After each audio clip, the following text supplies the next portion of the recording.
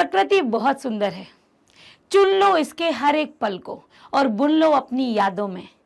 हर एक जगह बड़ी सुंदर है, जरा जाओ और देखो कुछ पल रुककर। Hello students, my name is Gitanjali Inderia. Welcome to Step Up academy.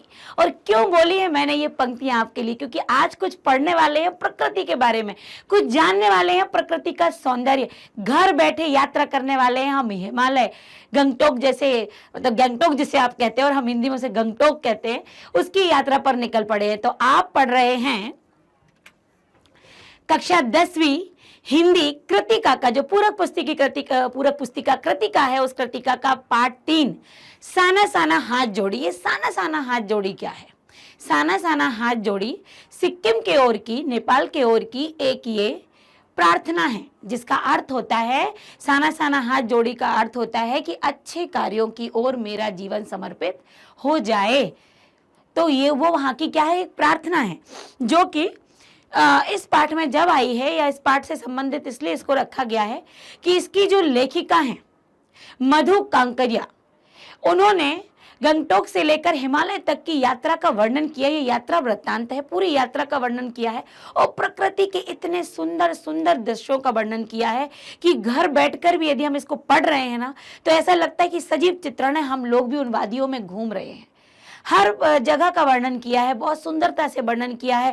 वो उस एरिया के जिस जिस क्षेत्र की तरफ गई हैं, उस क्षेत्र का बहुत ही मनोहारी वर्णन लेखिका ने यात्रा वृत्तांत में किया है। और वहीं पर उन्होंने यह हाथ जोड़ने वाली, ये एक जो साना साना हाथ जोड़ी ये प्रार्थना है, वहां की एक स्त्री के मुख से बोलती हुई सुनी थी, जो उन्हें बहुत अच्छी लगी थी। तो बहुत सुंदर वर्णन है। ये देखते हैं कि आज हम घर बैठे बहुत अच्छी जगह घूमने वाले हैं, तो क्यों ना हम घूमना शुरू ही कर दें।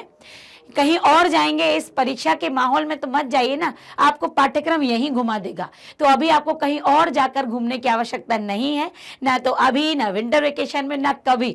अभी तो पढ़ना है और हम यहीं से घूम लेते हैं कि क्या क्या नज़ारा है। नज़ारा तो यहाँ बहुत ही सुंदर है, पढ़ेंगे हम बाद में। सुंदरता हम पहले देख लेते हैं कि इतना सुंदर नज़ारा, कितनी अच्छी जगह मधु कांकरिया जी गई थी कि उन्होंने हमें भी घुमाना चाहा। तो पाठ शुरू करते हैं। मैंने हैरान होकर देखा, आसमान जैसे उल्टा पड़ा था। हैरान होकर क्या देखा? आसमान उल्टा है। उल्टा है मतलब आसमान उल्टा है तो नीचे की तरफ क्या हो गया? चारों तरफ ऐसा लग रहा है कि सितारे जगमगा रहे हैं। तो सितारे जगमगाना ही उन्होंने आसमान को उल्टा कहा है कि सारे तारे बिखर कर जमीन पर आ गए हैं और नीचे टिमटिमा रहे हैं। आप देख पा रहे हैं, यहाँ ऐसे लग रहा है दृश्य जैसे तारे टिमटिमा रहे हो, या आसमान का दृश्य की जमीन का, समझ ही नहीं आ रहा। दूर ढलान लेती तराई पर सितारों के गुच्छे रोशनियों की तरह एक झालर सी बना रहे हैं। वो कह रहे दूर ढलान की तरफ जाते हुए ऐसा लग रहा है, तराई मतलब गहराई की तरफ जाते हुए ऐसा लग रहा है जैसे सितारों के गुच्छे, मतलब इतनी जगमगाहट है यहाँ पर, जिस स्थान पर वो हैं वो इतनी जगमगाहट है, ऐसा लग रहा है जैसे तारों का कोई गुच्छा यहाँ पर आ गया हो। क्या था वह? इतना सुंदर, इतना तारों के गुच्छों जैसा क्या था वह रात में जगमगाता गंगटोक शहर था। तो ये किस शहर की बात हो रही है, कहां पर ये अभी है, किसकी उन्होंने कहा है कि आसमान जैसे उल्टा हो गया हो और सारे तारे गंगटोक में बिखेर दिए हो? इतना सुंदर शहर था है वो। इतिहास और वर्तमान के संधि स्थल पर खड़ा, मतलब जो प्राचीन काल की जो वहां पर सुंदरता रही होगी, जो वर्तमान काल की सुंदरता, उन दोनों का मिलाप होते हुए मेहनतकश बादशाहों का वह एक ऐसा शहर था जिसका सब कुछ सुंदर था। सुबह भी सुंदर थी, शाम भी बहुत सुंदर थी और रात तो बेइंतहा सुंदर थी। इतनी सुंदर था। रात क्यों सुंदर? क्योंकि रात का ही तो दृश्य है ये। तो गंगटोक जो वर्तमान और आधुनिक प्राचीन काल में जो वहां पर कौन हुए, मैं बादशाह हुए, और जो वर्तमान काल के वहां के लोग थे, दोनों के मध्य में इतना अच्छा तालमेल है कि जैसा शहर पहले था वैसा आज भी सुंदर है। वह रहस्यमय सितारों भरी रात मुझ में सम्मोहन जगा रही थी। मतलब वो कह रही हैं कि उस रहस्यमय, मतलब इतनी सुंदरता कैसे आ सकती है, जैसे पूरा का पूरा आसमान पृथ्वी पर आ गया हो। इतनी सुंदरता मुझे सम्मोहन मतलब मोह रही थी, अपनी तरफ खींच रही थी, कुछ इस कदर खींच रही थी कि उन जादू भरे क्षणों में मेरा सब कुछ स्थगित मतलब रुका हुआ सा था, अर्थहीन था। मैं, मेरी चेतना, मेरा आसपास, मेरे भीतर बाहर सिर्फ शून्य था। मतलब ऐसा कुछ नजारा देख के जिसको हम देख के आश्चर्यचकित रह जाएं, स्थगित हो जाएं, स्तब्ध रह जाएं, हम एकदम शांत, अंदर भी शांत, बाहर भी शांत, आंखें चौंक गई, क्या है ये? तो वैसे ही लेखिका हो रही थी। वो कह रही है अंदर बाहर सब जगह शून्य था, इतनी सुंदरता देख के मैं तो चौंक गई। अतीन्द्रियता में डूबी रोशनी, मतलब और सिर्फ शून्य था और थी अतीन्द्रियता में डूबी रोशनी की बह जादुई झालर। झालर मतलब एक लाइन में जो पंक्तियों में जो रोशनी करते हैं हम, लाइट लगती है, उसको झालर कहते हैं। धीरे धीरे एक उजास उस शून्य से फूटने लगा, एक उजाला आने लगा उस शून्य से, मतलब जहां पर वो देह सोच रही थी कुछ उजाले की किरण आने लगी। एक प्रार्थना ओठों को छूने लगी, कोई एक प्रार्थना की बात यहाँ हो रही है जो उनके ओठों पर आने लगी। सुनकर साना साना हाथ जोड़ी गर्दहु प्रार्थना। तो ये जो प्रार्थना थी उसमें क्या था, हमरो जीवन तिमरो कौशली। तो क्या थी पूरी प्रार्थना की पंक्ति, साना साना हाथ जोड़ी गर्दहु प्रार्थना, हमरो जीवन तिमरो कौशली। छोटे छोटे हाथ जोड़कर प्रार्थना कर रही हूं कि मेरा सारा जीवन अच्छाइयों को समर्पित हो जाए। ये वहां की प्रार्थना थी। आज सुबह की प्रार्थना के ये बोल मैंने एक नेपाली युवती से सीखे थे।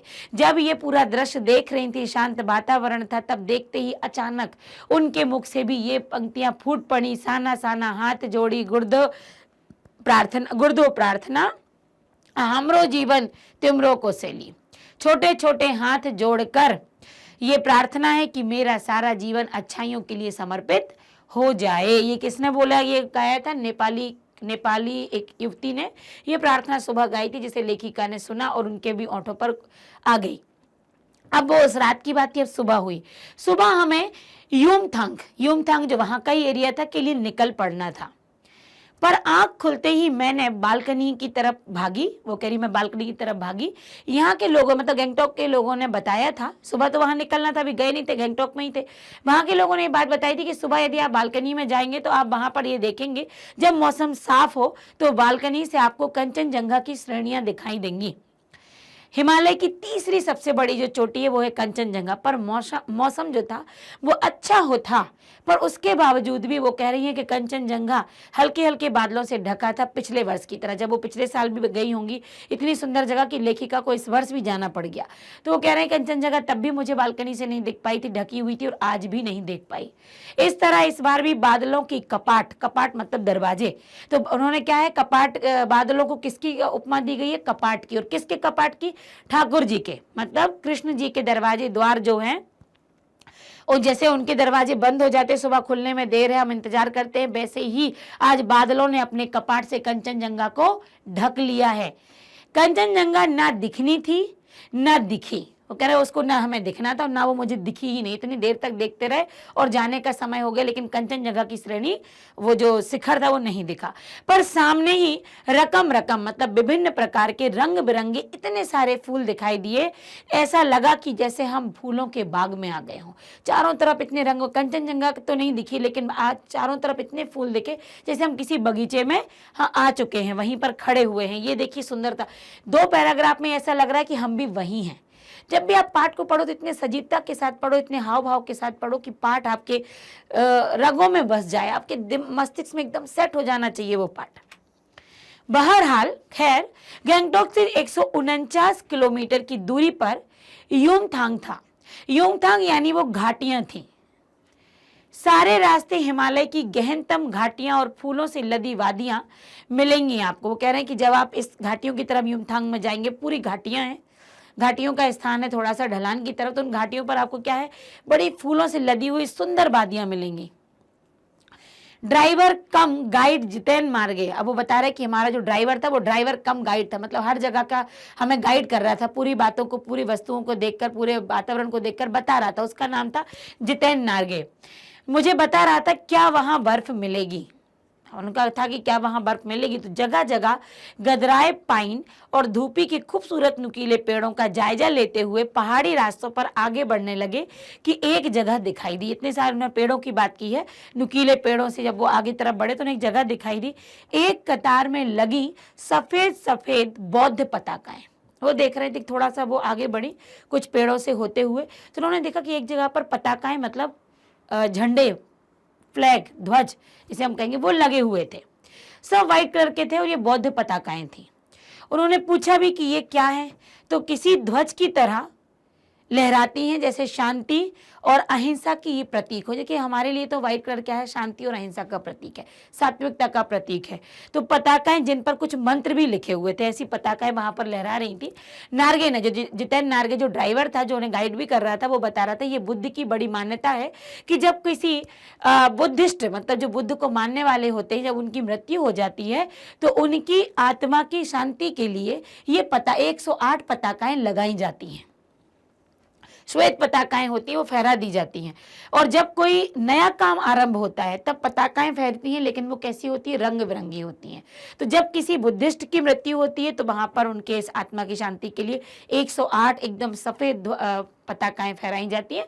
लेकिन जब वहां कोई कार्य प्रारंभ होता है उनका, बुद्ध का, तो वहां पर क्या होता है कि रंग बिरंगी पताकाएं लगा दी जाती हैं। देखिए नए कार्य की शुरुआत में पताकाएं लगा दी जाती है, लेकिन वे रंगीन होती है। यहाँ पर आपको रंगीन भी दिख रही है, व्हाइट भी दिख रही है।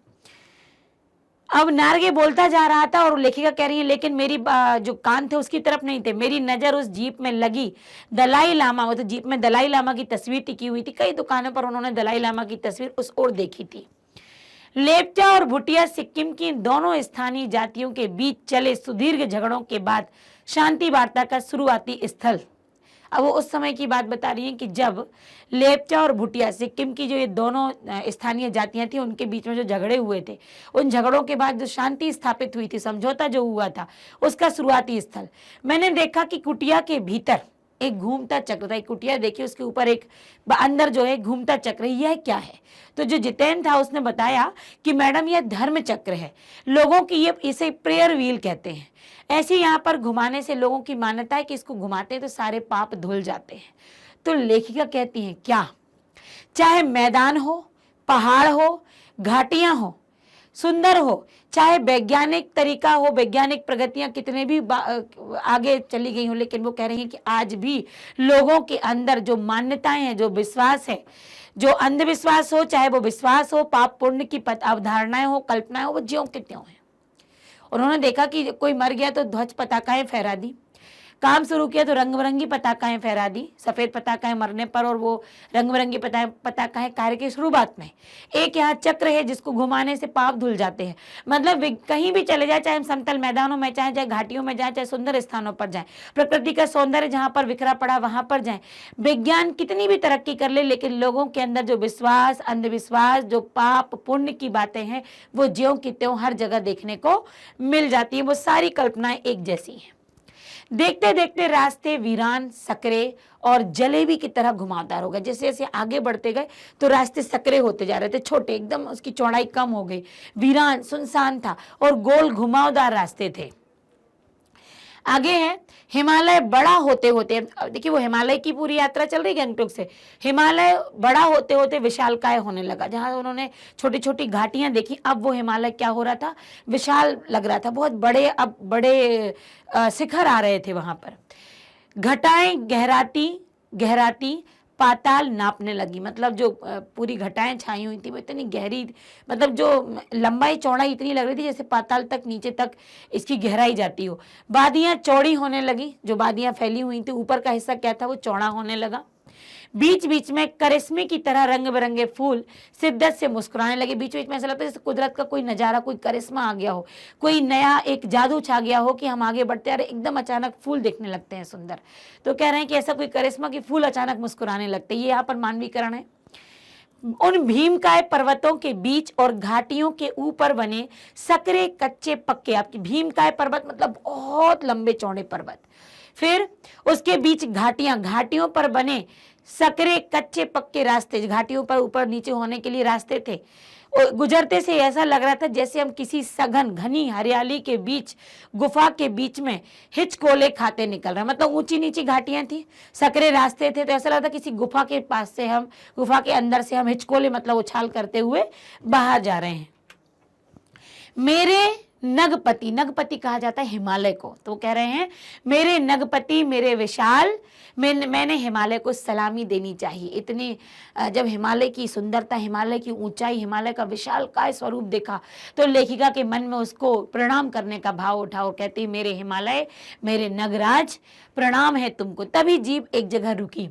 खूब ऊंचाई से पूरे वेग, पूरी गति के साथ ऊपर शिखरों के भी शिखर से गिरता फैन उगलता हुआ एक झरना था। बहुत ऊंचाई से एक झरना गिर रहा था जहां से इनकी जीप रुकी। इसका नाम था seven sisters waterfall. Seven sisters waterfall नाम सुना हुआ है। फ्लैश चमकने लगे। सभी सैलानी खूबसूरती से इन शांत रंगत को अपनी कैमरों में कैद करने पड़े। हम कहीं भी जाते तो ऐसा करता है कि इसको कहीं ना कहीं अपने पास रख लिया जाए, इसको, इस नज़ारे को अपने पास संजो लिया जाए। तो लोग कैमरों में कैद करने लगे। उसमें सब मशगूल, एकदम मशहूर थे, मतलब लगे हुए थे, मतलब उसी काम में रत थे। आदिम युग की किसी अभिशप्त राजकुमारी सी मैं, जैसे आदम युग मतलब पुराने समय में कोई राजकुमारी जो झरने के पास बैठ जाती है, तो झरने के पास मैं भी बैठ गई। भारी भरकम पत्थरों पर बैठ झरने के संगीत के साथ ही आत्मा का संगीत सुनने लगी। मतलब वो कह रही, मैं बहुत शांत वातावरण में जहाँ पानी छल छल कर रहा था वहां बैठ गई। अपने पैरों को भी मैंने थोड़ी देर उस जल में डुबोया और इतनी ठंडक पहुंची जैसे मैं अंदर तक भीग गई हूँ। मन काव्यमय हो उठा, मतलब मन कविता गुनगुनाने लगा। सत्य और सौंदर्य को छूने लगा। मतलब ये सत्य है कि इतनी सुंदरता हमारी पृथ्वी पर है, और ये सौंदर्य, सुंदरता, ये दोनों ही मन को क्या करने लगे, छूने लगी। चित्रलिखित सी मैं माया और छाया के इस अनूठे खेल को भर भर आंखों देख रही थी। चित्रलिखित, जैसे हम कोई चित्र को अपने हाथों से सजा रहे हो, ऐसा मैं माया और छाया, मतलब ये संसार की ये पूरी माया है, इसको लेकर एक अनूठे खेल भर भर कर अपनी आंखों को, मतलब विभिन्न प्रकार के दृश्यों को वो देख रही थी। प्रकृति जैसे मुझे सयानी बनाने के लिए जीवन रहस्यों के उद्घाटन करने पर तुली है। ऐसा लग रहा था मानो प्रकृति चाहती है कि मैं अपने अल्हड़पन को छोड़ दूं, अब मुझ में कुछ मैच्योरिटी आ जानी चाहिए। इसलिए वो संपूर्ण दृश्यों में जीवन के रहस्य घोल रही है। धीरे धीरे धुंध मतलब कोहरा, चादर थोड़ी छटी, कोहरा की चादर मतलब कोहरा थोड़ा कम हुआ। अब वहां पहाड़ नहीं थे, दो विपरीत दिशाओं से आते हुए छाया पहाड़ थे। दो अलग अलग दिशाओं में पहाड़ आ रहे थे जिसकी छाया पड़ रही थी। थोड़ी देर बाद ही वे छाया पहाड़ अपने श्रेष्ठतम रूप में, मतलब एक बड़े रूप में सामने आए। जीप थोड़ी देर के लिए फिर रुक दी। मैंने गर्दन घुमाई, वो कह रही, मैंने घूमकर देखा, सब और जैसे जन्नत बिखरी थी। इतना सुंदर था पहले पहाड़, अब पहाड़ों का भारी भरकम रूप दिख रहा है तो इतना सुंदर जैसे जन्नत हो। फिर आगे है नजरों के छोर तक, जहां तक नजरें जाती हैं केवल और केवल खूबसूरती ही दिखाई दे रही थी। अपने को निरंतर दे देने की अनुभूति कराते पर्वत, झरने, फूलों, घाटियों और वादियों के दुर्लभ नजारे। वहीं कहीं लिखा था थिंक ग्रीन, सोचो, हरा मतलब थिंक ग्रीन। चारों तरफ हरियाली छाई हुई थी। वादियां देखो आप, झरने, फूल, पर्वत, घाटियां, सब कुछ इतना सुंदर। इसे लेखिका ने कहा है कि जन्नत का नजारा था वो। देखिए जहां जहां आ रहे हैं कि लेखिका कहाँ गई है, किस तरीके का नजारा था, ये सब कुछ याद रखना। कैसी घाटियां, कैसे पर्वत, क्योंकि ये छोटे छोटे प्रश्न बनाते हैं। पहली बार एहसास हुआ कि जीवन का आनंद ही यही चलायमान सौंदर्य है। वो कह रहे कि पहली बार लगा कि ये जो चलता फिरता सौंदर्य दिख रहा है हर हर कदम पर, यही जीवन की सत्यता है, यही जीवन का आनंद है, ये देखना अवश्य चाहिए। संपूर्णता के उन क्षणों में मन इस बिखरे सौंदर्य से इस कदर एकात्म हो गए कि भीतर बाहर की रेखा मिट गई। मतलब सब कुछ ऐसा लग रहा था, अंदर भी सुंदरता है, बाहर भी सुंदरता है, सब कुछ पूरे शरीर में भर चुका था वो सुंदरता। आत्मा की सारी खिड़कियां खुलने लगी। मैं सचमुच ईश्वर के निकट आ गई। जब हम प्रकृति का ये सौंदर्य देखते हैं ना तो लगता है कि ईश्वर यहीं कहीं है। सुबह सीखी प्रार्थना फिर ओंठों को छूने लगी। मतलब प्रकृति को देखकर फिर उन्हें ईश्वर की याद आ गई और साने साना हाथ जोड़ने वाली प्रार्थना उनके मुंह पर फिर आ गई। तभी वह अतीन्द्रिय संसार खंड खंड हो गया और फिर वो पूरा संसार देखते कि अरे कितने टुकड़ों में बटा है। वह महाभाव सूखी टहनी सा टूट गया। दरअसल मंत्र मुग्ध सी में तंद्रल अवस्था में थोड़ी दूर तक निकल गई। मतलब एकदम मंत्र मुग्ध, थोड़ा सा तंद्रल मतलब आधी नींद में ऐसे जागी हुई सी मैं आगे की तरफ बढ़ी। अचानक पांव पर ब्रेक सा लगा, रुकी मैं, जैसे समाधिस्थ भाव में नृत्य करती किसी आत्मलीन नृत्यांगना के नुपुर अचानक टूट गए हो। कितनी गहन बात कही है। मैं ऐसे रुक गई जैसे समाधिस्थ भाव में, मतलब अपने शांत भाव में बैठी हुई कोई आत्मा में लीन कोई व्यक्ति बैठा है, कोई नृत्यांगना के पैरों की घुंघरू बजती है और वो साधना टूट जाती है। वैसे ही एकदम से मैं अपने धुन में चली जा रही थी और अचानक मेरे पैर ऐसे ही साधना से टूटते हुए रुक गए। मैंने देखा कि अद्वितीय, अद्वितीय मतलब जिसके जैसा दूसरा ना हो, अद्वितीय सौंदर्य से निरपेक्ष कुछ पहाड़ी औरतें पत्थरों पर बैठी पत्थर तोड़ रही थी। उन्हें एक और दिखा कि सौंदर्य से बिल्कुल अलग निरपेक्ष कुछ पहाड़ी औरतें क्या कर रही थी, पत्थरों पर बैठी थी और वहीं पर पत्थर तोड़े जा रही थी। उन्होंने एक अलग दृश्य यहाँ पर देखा इतनी सुंदरता के बाद। गूथे आटे सी कोमल काया पर हाथों कुदाल और हथौड़े। वो कह रहे ऐसा कोमल स्त्रियों का शरीर जिसके हाथ में हथौड़े थे।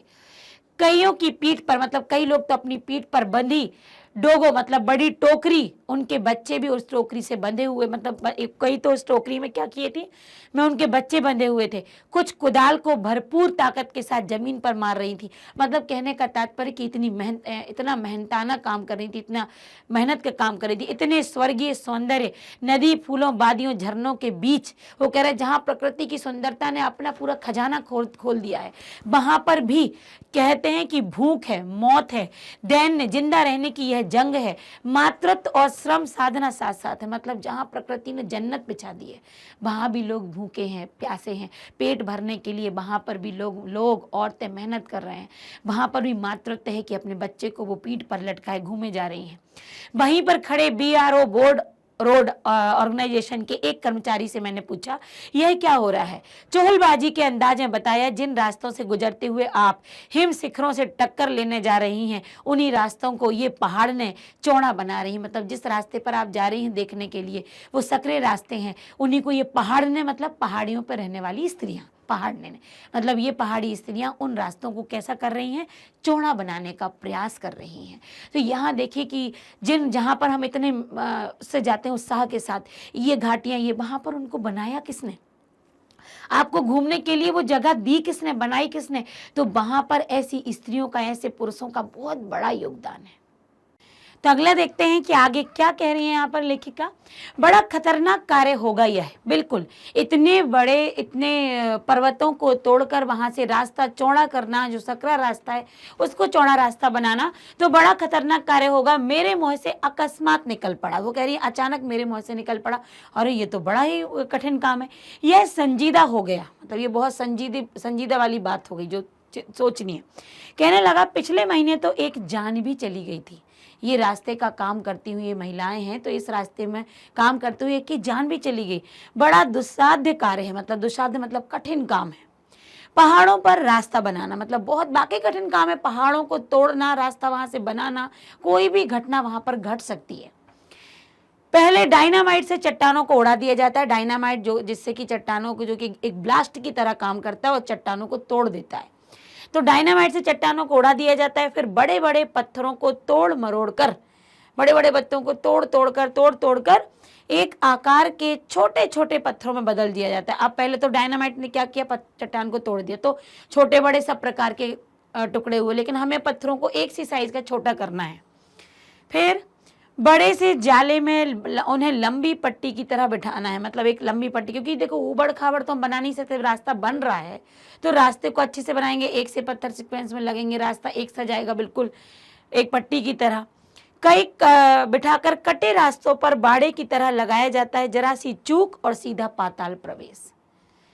तो जब देखिए जरा सी चूक होगी तो किस तरफ क्या खाई है या कोई पत्थर ऐसा है, चट्टान ऐसी है कि जरा सी यदि चूक हो गई और वो काम गड़बड़ किया, पैर कहीं से ऐसा हुआ तो व्यक्ति का तो कहते हैं ना सीधा पाताल मतलब स्वर्ग को चला जाएगा। तो ये बहुत कठिन काम है। जिन रास्तों पर हम चलते हैं, जो हमें इतने मनोहारी लगते हैं, इतना सुंदर लगते हैं, और हम जाके वहाँ पर जाना, वहाँ गाड़ियों से घूमना, लेकिन कभी सोचा करो कि इन पहाड़ों पर, इतने कठिन पहाड़ों पर ये रास्ते बनाए कैसे गए होंगे। और तभी मुझे ध्यान आया, वह कहती है कि तभी मुझे ध्यान आया, इन्हीं रास्तों पर एक जगह सिक्किम का बोर्ड लगा था। उनको याद आया कि हाँ एक जगह सिक्किम का बोर्ड लगा था, जिस पर बड़े बड़े अक्षरों में लिखा था, ever wondered who defied death to build these roads. यहाँ पर ऐसा लिखा हुआ था कि आप ताज्जुब करेंगे कि इन रास्तों को बनाने में लोगों ने मौत को झुटलाया है। ऐसा वहां पर लिखा था कि ever wondered who defied death to build these roads. तो ऐसी रोडें हैं जहां पर लोगों ने अपनी मौत को झुठला दिया, इतना इत्मीनान से काम किया, इतना बारीकी काम किया और इतने क्या कहते हैं कि बड़े ही देख रेख के साथ काम किया कि मौत भी इनको छू नहीं पाई। इस रास्ते को बनाते उन्होंने मौत को भी झुठला दिया। ये लिखा है सिक्किम के रास्ते बड़े खतरनाक है, क्योंकि एकाएक मेरा मानसिक चैनल बदल गया। मानसिक चैनल मतलब मेरे दिमाग की सोचने की शक्ति बदल गई, मन पीछे घूम गया। इसी प्रकार एक बार पलामू और गुमला के जंगलों में देखा था। वो कह रहे कि मेरा मन पीछे घूम गया, मतलब पिछली बार जो जहाँ घूमने गई थी पलामू और गुमला के जंगलों में, वहां भी ऐसे दृश्य मिला होगा, तो वहां उनके दिमाग में वो बातें चलने लगी। कई बार ऐसा होता है कि यदि हमें ये दृश्य मिले तो ऐसा मिलता जुलता हम पहले भी देख चुके होते हैं। पीठ पर बच्चे को कपड़े से बांधकर पत्तों की तलाश में बन बन डोली आदिवासी युवतियां। वो कह रही हैं अपने बच्चों को भी नहीं छोड़ती, माँ है वो, अपने बच्चों को कपड़े से पीठ पर बांध लेती हैं और वो जिन कार्यों को करने के लिए तो पत्तों की तलाश में पत्तों को तोड़ते हुए वो जंगल जंगल जाती हैं। उन आदिवासी युवतियों के फूले हुए पाँव और इन पत्थर तोड़ती पहाड़ियों के हाथों में पड़े ठाठे, तो उनके जो इधर उधर घूमती हैं तो उनके पाँव फूल जाते हैं, स्वेलिंग आ जाती है, और ये जो पत्थर तोड़ रही हैं तो उनके हाथों में जो छाले पड़ जाते हैं, ठाड़े। एक ही कहानी कह रहे थे कि आम जिंदगियों की कहानी हर जगह एक सी है। हर जगह एक सी कहने का तात्पर्य कि वो संघर्ष से भरी हुई है। सारी मलाई एक तरफ, सारे आंसू, सारे अभाव, यातना और वंचना एक तरफ। वो कह रहे अमीरों की जो लग्जरी लाइफ है उसको एक तरफ ले लो तो ये सारी यातनाएं, सब सारे जो परेशानियां हैं वो एक तरफ हैं।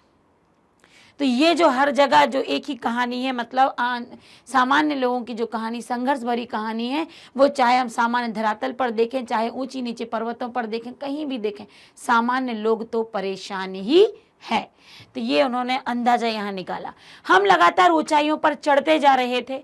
जितेन बता रहा था, जितेन नार्वे जो कि उनका ड्राइवर था, जितेन बता रहा था कि हम हर मोड़ पर हेयर पिन बेंट लेंगे और तेजी से ऊंचाई पर चढ़ते जाएंगे। और हेयर पिन बेंट लेंगे ऐसा जो कि ऊंचाई में चढ़ने पर मदद होगी। तो हेयर पिन बेंट के ठीक पहले एक पड़ाव पर देखा 7-8 वर्ष उम्र के, मतलब 7-8 वर्ष की इस उम्र के ढेर सारे पहाड़ी बच्चे स्कूल से लौट रहे थे। 7-8 उम्र के जब ये सोरे जा रहे थे तब 7-8 वर्ष के बच्चे क्या थे, पहाड़ी के बच्चे थे, पहाड़ी इलाके के बच्चे थे। और वो कहाँ जा रहे थे, स्कूल से वो वापस आ रहे थे और हमसे लिफ्ट मांग रहे थे। वो हमें इशारा कर रहे थे लिफ्ट का कि हमें यहाँ से हमें साथ में बिठा लो अपनी गाड़ी में।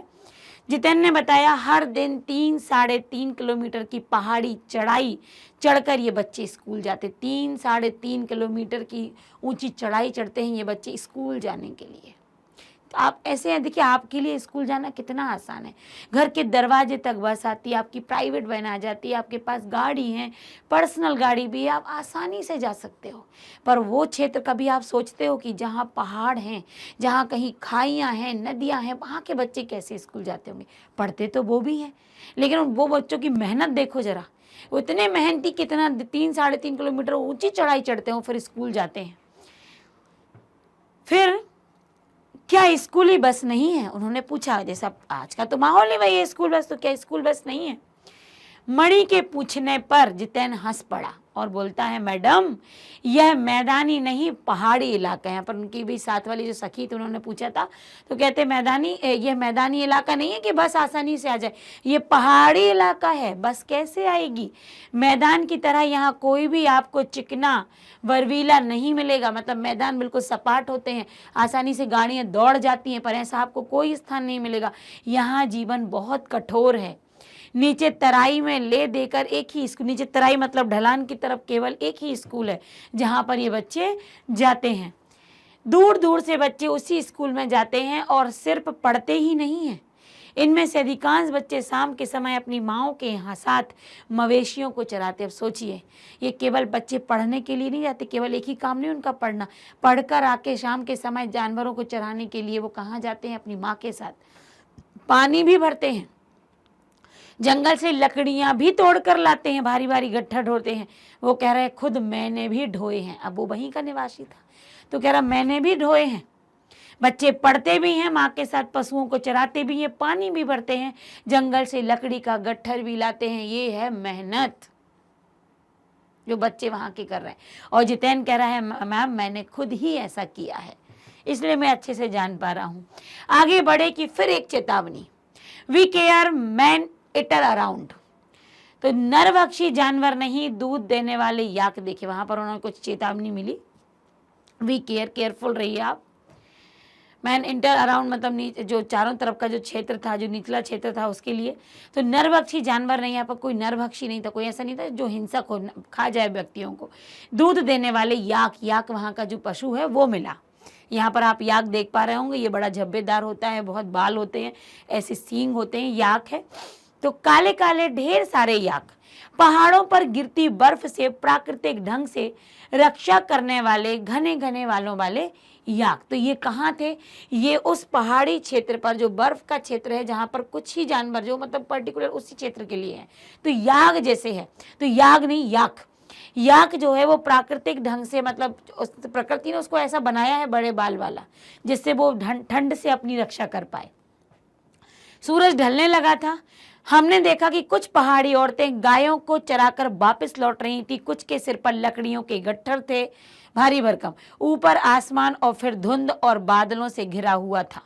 वो कह रही, जब हम आ रहे थे याक को देखा हमने, याक के बाद हम आगे बढ़े तो हमने देखा कि औरतें आ रही हैं जो कि गायों को चराते हुए, और गायों के साथ साथ उनके सिर पर भारी भरकम लकड़ी का गट्ठर भी है। और उसके बाद ऊपर देख रही है धुंध, इतने धुंध छाई हुई है। ऊपर आसमान था, आसमान में धुंध छाई हुई थी, बादलों से घिरा हुआ क्षेत्र था, और ये महिलाएं गायों के साथ भारी भरकम गट्ठर लेकर चली आ रही थी। उतरती संध्या में जीप अब चाय के बागानों से गुजर रही थी। उतरती संध्या मतलब रात की तरफ जा रहा था अब क्षेत्र, वो समय। तो चाय के बागानों से जीप निकल रही थी, शाम के समय था। ये चाय के बागान आपको दिख रहे होंगे। ऐसी महिलाएं हम चित्र में बहुत देखते हैं, बहुत पिक्चर देखते हैं, बहुत दृश्य देखते हैं प्रकृति के। तो चाय के बागानों से गुजर रही थी। फिर एक दृश्य ने मुझे खींचा। फिर लेखिका को कुछ ऐसा मिला कि जहां उनका मन आकर्षित हो गया। नीचे चाय के हरे भरे बागानों में कई युवतियां बोक पहने, ये सिक्किमी परिधान था, जो वहां की पोशाक थी वो बोक पहने चाय की पत्तियां तोड़ रही हैं। एक तो ध्यान उनका कहाँ गया कि पहाड़ को तोड़ रही और जमीन बना रही। एक ध्यान गया कि वो महिलाएं जो हैं वो गायों को चरा रही, गट्ठर। एक ध्यान बच्चों के लिए गया था कि इतनी ऊंचाई से चढ़कर चले आ रहे हैं। तो और एक ध्यान उनका गया कि युवतियां वहां की सिक्किम की पोशाक पहने चाय के बागानों से चाय की पत्तियां तोड़ रही हैं। नदी की तरह उनान लेता उनका यौवन, जैसे तरह नदी उफान लेती है वैसे उनका यौवन, मतलब बिल्कुल जवानी के कदम चरम सीमा पर, पराकाष्ठा पर यौवन था उनका। अब श्रम से दमकता गुलाबी चेहरा, मतलब जो औरतें थी वो बहुत बुजुर्ग नहीं थी, जवान थी, उनका चेहरा भी बड़ा सुंदर था। वो कह रहे गुलाबी रंग का चेहरा। एक युवती ने चटक लाल रंग का बोकू पहना रखा था। ये भी देखा लेखिका ने। देखो ये औरतों की खासियत होती है कि हम पोशाक देखना नहीं छोड़ते हैं। तो उन्होंने देखा कि चटक रंग का, लाल रंग का मतलब बोकू और ये पहन रखा है, जो वहाँ की पोशाक थी। सघन हरियाली के बीच, घनी हरियाली है, बीच चटक लाल रंग डूबते सूरज की स्वर्णिम और सात्विक आभा में कुछ इस तरह इंद्रधनुषी छटा बिखेर रहा था कि मंत्र मुग्ध सी में चीख पड़ी, इतना अधिक सौंदर्य मेरे लिए असह्य था। अब वो क्या कह रही हैं, देखो जरा अपने दिमाग में वो चित्रण, वो कल्पना बनाइए कि चारों तरफ बाग है, मतलब चाय का बागान है, हरे हरी पत्तियां लगी हुई हैं। अब वो लेके कह रही हैं कि वो बोकू पहने, वहाँ का पोशाक पहने, वो भी सुर्ख रेड, लाल रंग का, और वहाँ से पत्तियां तो लाल रंग और हरी हरी पत्तियां। तो वो कह रहे ऐसा लग रहा था जैसे कि जो सूर्य डूब रहा है और वहाँ पर हरा लाल रंग का एक नया इंद्रधनुषी रंग छाया हुआ है। और जिसको देखकर वो मंत्र मुग्ध हो गई, एकदम चीख पड़ी, वाह क्या बात है, क्या सुंदरता है। इतनी सुंदरता कि मेरे मन में नहीं समा पा रही है वो सुंदरता, असह्य सुंदरता है। तो ये उनकी कल्पनाएं देखिए, जो यहाँ पर कल्पनाएं नहीं, उन्होंने तो देखा है, कल्पना तो हम कर सकते। लायुंग की सुबह बेहद शांत और सुरम। अब वहां पहुंच गई जहां उन्हें पहुंचा। अब लायुंग मतलब जहां थी रात्रि में पहुंची, और सुबह जब वो वहां लायुंग में उठी तो जो सुबह थी वो बेहद शांत और सुरम्य थी। तिस्ता नदी की शांत धारा के समान ही कल कल कर बहती हुई, जैसे तिस्ता नदी बहती है कल कल, ऐसे वो कह रहे हैं कि सुबह भी वैसी शांत धारा के समान थी। अधिकतर लोगों की जीविका का साधन पहाड़ी आलू, धान की खेती और दारू का व्यापार। जो पहाड़ी क्षेत्र के लोग थे उनका जो व्यापार था, उनका जो मुख्य काम धंधा था वो एक था कि पहाड़ी आलू का वो काम बिजनेस करते थे, धान की खेती वहाँ होती थी और दारू का व्यापार था वहाँ पर। सुबह मैं अकेली ही टहलने निकल गई। लेखिए कह रही मैं अकेली ही निकल गई, मैंने किसी को नहीं जगाया। मैंने उम्मीद की थी कि यहाँ मुझे बर्फ़ मिलेगी। वो सोच रही थी ठंड है, हम इस माहौल में जिस क्षेत्र में आए वहाँ हमें मिलनी चाहिए बर्फ़ मिलेगी। अप्रैल के शुरुआती महीने में यहाँ बर्फ़ का एक कतरा भी नहीं होता। वो कह रहे हैं कि अगर बर्फ़ लेना चाहें आप तो उसके पहले वाले महीनों में जाइए। अप्रैल में जाएंगे तो कोई बर्फ़ का टुकड़ा भी नहीं होता। यद्यपि हम सी लेवल से 14,000 फीट की ऊंचाई पर थे, मतलब हम इतना ऊंचाई पर पहुंच गया था। मैं बर्फ़ देखने के लिए बेचैन थी। वो कह रही मुझे बर्फ़ देखना था, क्योंकि बर्फ़ का नज़ारा ही कुछ और सुंदर था। हम मैदानों से आए लोगों के लिए बर्फ से ढके पहाड़ किसी जन्नत से, बिल्कुल हम तो सामान्य सिंपल मैदानों में रहने वाले लोग हैं। हमें ये घाटियाँ, ये पहाड़ियाँ तो बड़ा हमें खूबसूरत नज़ारा लगता है, जन्नत लगता है, स्वर्ग लगता है। तो हम लोगों के लिए उस क्षेत्र में जाना तो एक ही लालसा होती कि हमें बर्फ़ देखनी है। गिरती हुई दिख जाए तो क्या कहना, और ढकी हुई दिखे तब भी बहुत ही सुंदर नज़ारा। तो कह रही हम लोगों के लिए तो बर्फ़ के पहाड़ देखना किसी जन्नत से कम नहीं होते, और बिल्कुल सत्य बात। फिर वो कह रही हैं आगे, वहीं पर घूमते हुए एक सिक्किमी नवयुवक ने मुझे बताया, जो सिक्किम का व्यक्ति था, उसने बताया कि प्रदूषण के चलते स्नोफॉल लगातार कम होती जा रही। जो वातावरण, जो माहौल आज वायु प्रदूषण है, जल प्रदूषण है, जो वातावरण में प्रदूषण फैला हुआ है, इसके कारण अब स्नोफॉल होती नहीं है, बर्फ़ गिरती नहीं है, बहुत कम हो रही है। पर यदि मैं कटाव, कह रहे कि यदि कटाव चली जाएँ आप तो वहाँ शर्तिया, मतलब ये शर्त है बिल्कुल निश्चित तौर पर आपको बर्फ़ मिल जाएगी।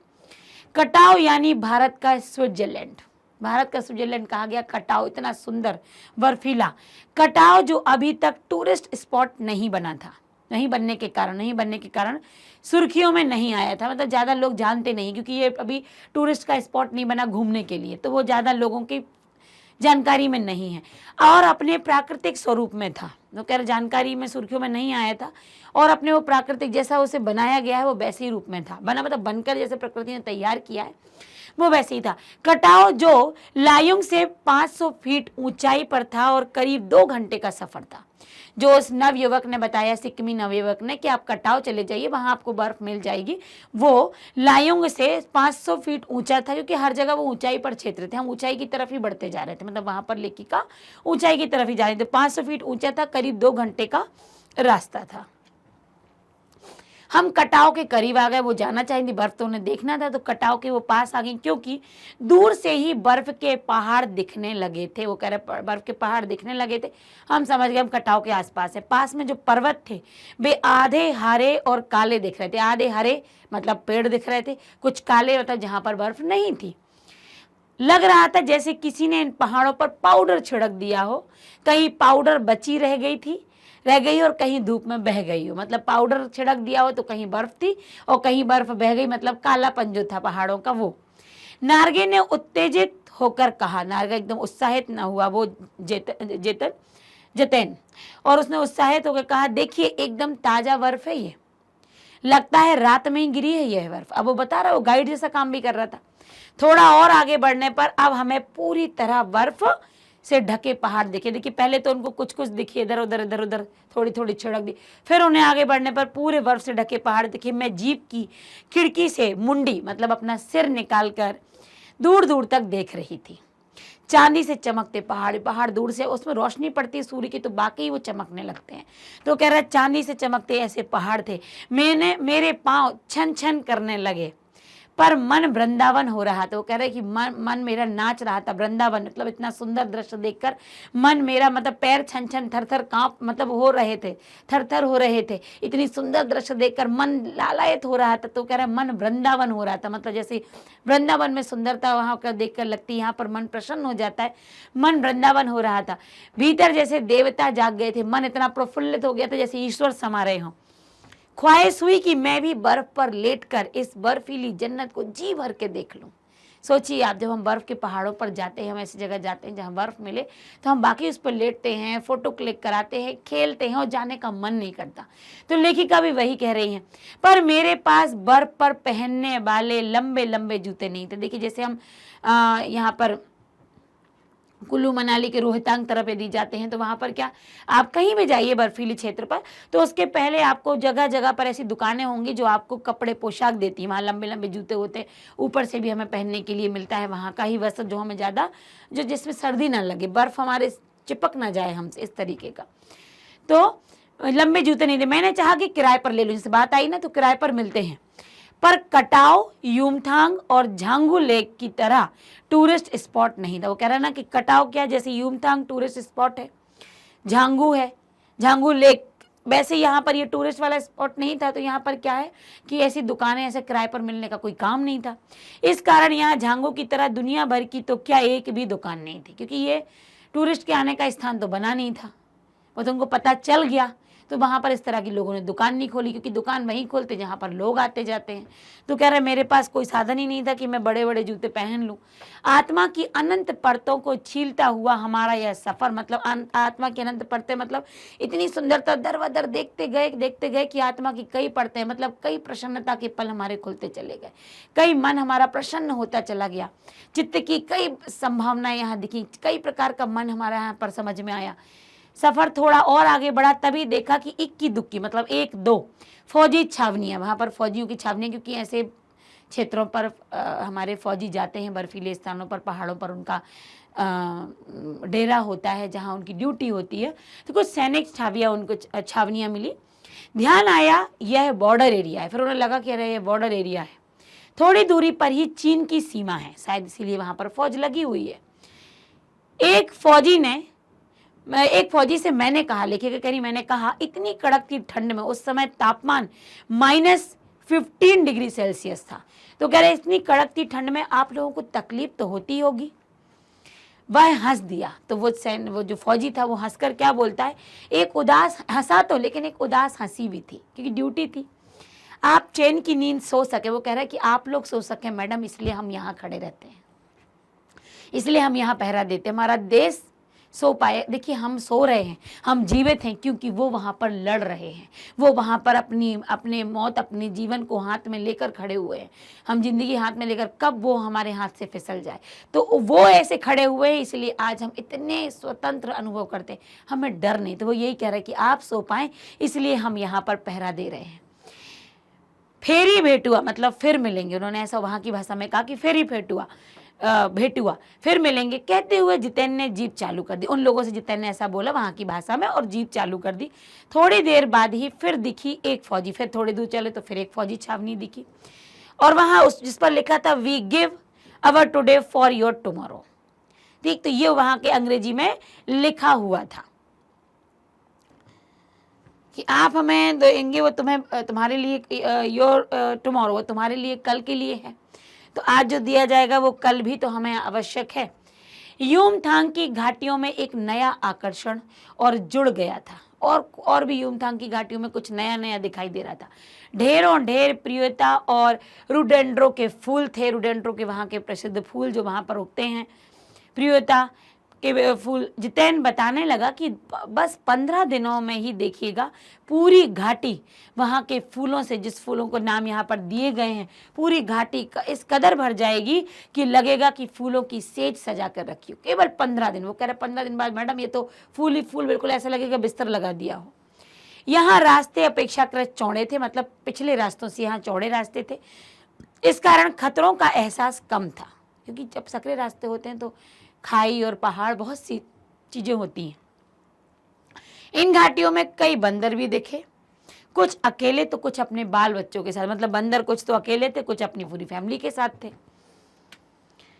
बहरहाल खैर, घाटियों, वादियों, पहाड़ों और बादलों की आंख मिचोली दिखाती पहाड़ी कबूतरों को उड़ाती हमारी जीप जब युमथांग पहुंची तो हम थोड़े निराश हुए। वो कह रहे घाटियों से, वादियों से, पहाड़ों से, बादलों से हमारी जीप आंख में चोली खेलती हुई, और पहाड़ी कबूतर जो वहां पर थे, जीप चलती हुई कबूतर उड़ जाते, नॉर्मल सी बात है। तो युमथांग पहुंच गई।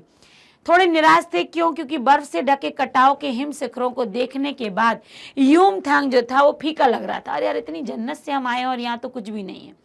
यह भी एहसास हुआ कि मंजिल से कहीं ज्यादा रोमांचक होता है मंजिल का सफर। यस, ये बात बिल्कुल सत्य है। आप जब मंजिल पर, आपकी मंजिल यदि मार्क्स हैं, अंक पाना है, उच्च अव्वल आना है, तो जब आप पहुंच जाते हो उस मंजिल पर, आप वो प्राप्त कर लेते जो आप चाहते हो, फिर आप उस सफर को देखो। अरे हमने ये किया था, फिर ये किया था, फिर यहाँ हम रुके थे, या फिर हमें यहाँ थोड़े से कम अंक मिले थे, यहाँ हमने ये मेहनत की थी। तो मंजिल तक पहुँचने का जो रास्ता होता है वो बड़ा ही रोमांचकारी होता है।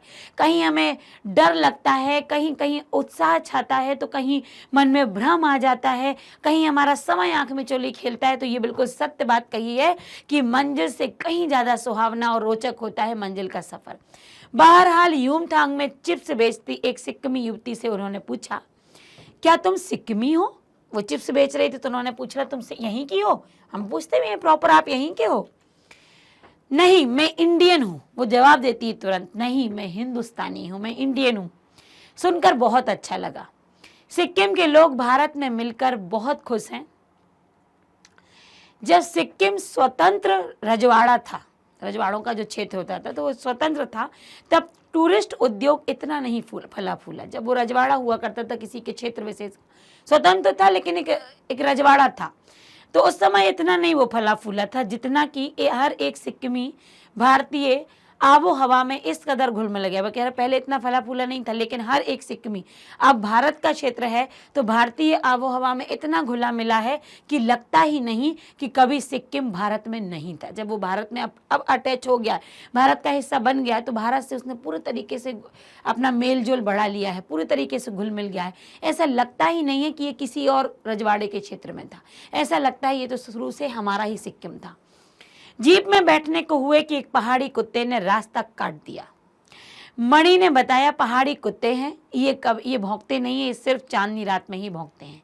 तो मणि जो उनकी थी उनके साथ में, वो बताती है, देखो ये पहाड़ी कुत्ते ये भौंकेंगे नहीं, जब चांदनी रात होती है तब ये कुत्तों का भौंकना शुरू होता है। क्या? बड़े आश्चर्य से पूछा लेखिका ने। क्या? विस्मय और अविश्वास से मैं उसे सुनती रही। क्या समुद्र की तरह कुत्ते भी पूर्णिमा की चांदनी कामनाओं का ज्वार भाटा जगाती है? मतलब जैसे ज्वार भाटा जब होता है तो चांदनी रात में कुछ अलग दृश्य होते हैं। तो कह रहे हैं कि क्या पूर्णिमा की चांदनी कुत्ते पूर्णिमा की चांदनी में भोगते हैं? तो क्या ये समुद्र के समानांतर ही है? खैर, अब हाँ उन्होंने बात छोड़ दी। लौटती यात्रा में जीप में भी जितेंद्र हमें रकम मतलब अलग अलग विभिन्न प्रकार की जानकारियां देता रहा। मैडम, यहाँ एक पत्थर है जिस पर गुरु नानक के फुटप्रिंट हैं। कहते हैं यहाँ गुरु नानक की थाली से थोड़े से चावल छिटक कर बाहर गिर गए थे। जिस जगह चावल छिटक कर गिरे थे वहाँ चावलों की खेती होती है। ये लोगों की वहाँ की मान्यता है कि गुरु नानक जी यहाँ पर आए थे और उनके हाथ से चावल गिर गए थे उनकी थाली से, तो जहाँ जहाँ चावल गिरे हैं वहाँ वहाँ धान की खेती होती है, चावल की खेती होती है। ऐसा वहाँ के लोगों की मान्यता है। करीब 3-4 किलोमीटर बाद ही उसने फिर उंगली दिखाई। फिर कहा जितेंद्र ने कि अब देखो यहाँ पर क्या है मैडम, इसे खेतुम कहते हैं, खेदुम। यहाँ पूरा लगभग 1 किलोमीटर का एरिया है ये पूरा खेदुम। यहाँ देवी देवताओं का निवास है, वो ऐसे लोगों की मान्यताएं हैं। यहाँ जो गंदगी फैलाएगा वह मर जाएगा। यहाँ के लोग मानते, एक तो मानते कि खेती क्यों होती है धान की, क्योंकि यहाँ गुरु नानक जी के हाथ से चावल गिरे थे। दूसरा, यहाँ के लोग मानते हैं यहाँ देवी देवताओं का इस एरिया में खेदों में निवास है, जो यहाँ पर पूजा पाठ नहीं करता या गंदगी फैलाता है, मतलब जो गंदगी फैलाता है वो मर जाता है। तुम लोग पहाड़ों पर गंदगी नहीं फैलाते? ऐसा उन्होंने पूछा।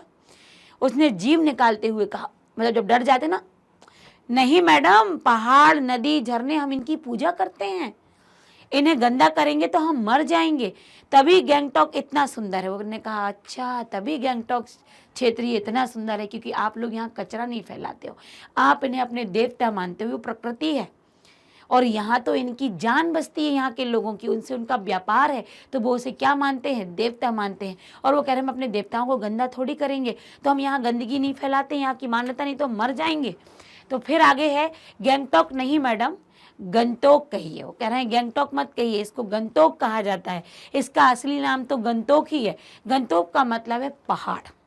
कह रहे हैं गैंगटॉक कहने लगे हैं पर सही नाम है इसका गंतोक, और गंतोक का जो अर्थ होता है वो होता है पहाड़।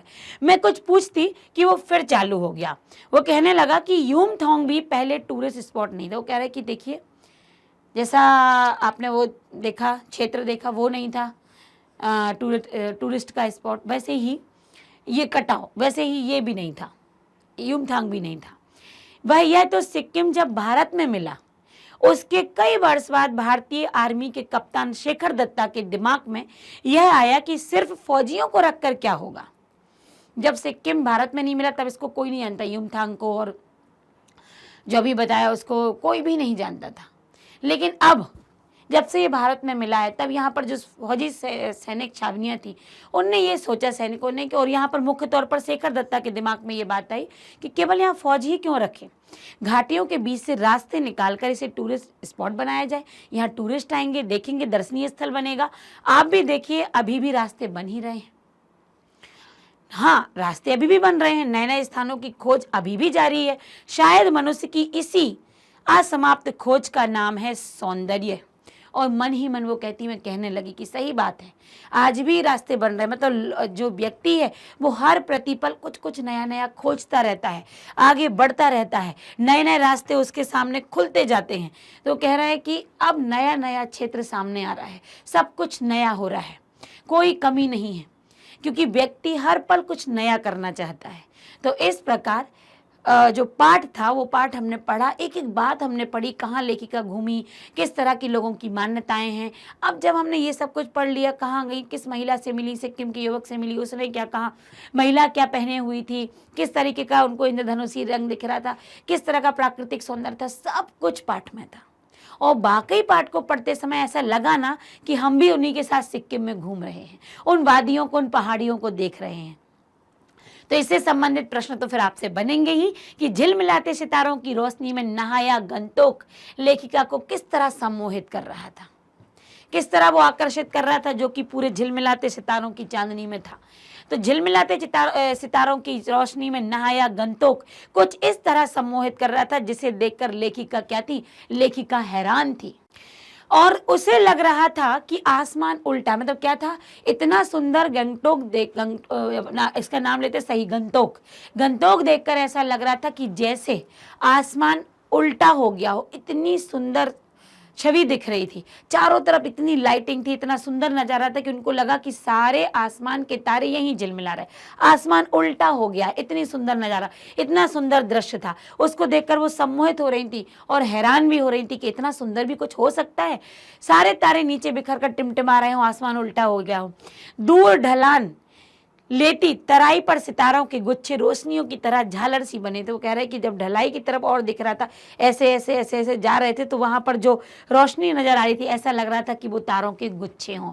तो उन्हें पूरा का पूरा जो गंगटोक है वो कैसा दिख रहा था, आसमान उल्टा कर दिया और चारों तरफ तारे झिलमिला रहे हों, तारों की पंक्तियां और गुच्छे लगे हुए हों। इस तरह उनको वो सम्मोहित कर रहा था गंगटोक। आगे है सॉरी, गंतोक को मेहनतकश बादशाहों का शहर क्यों कहा गया?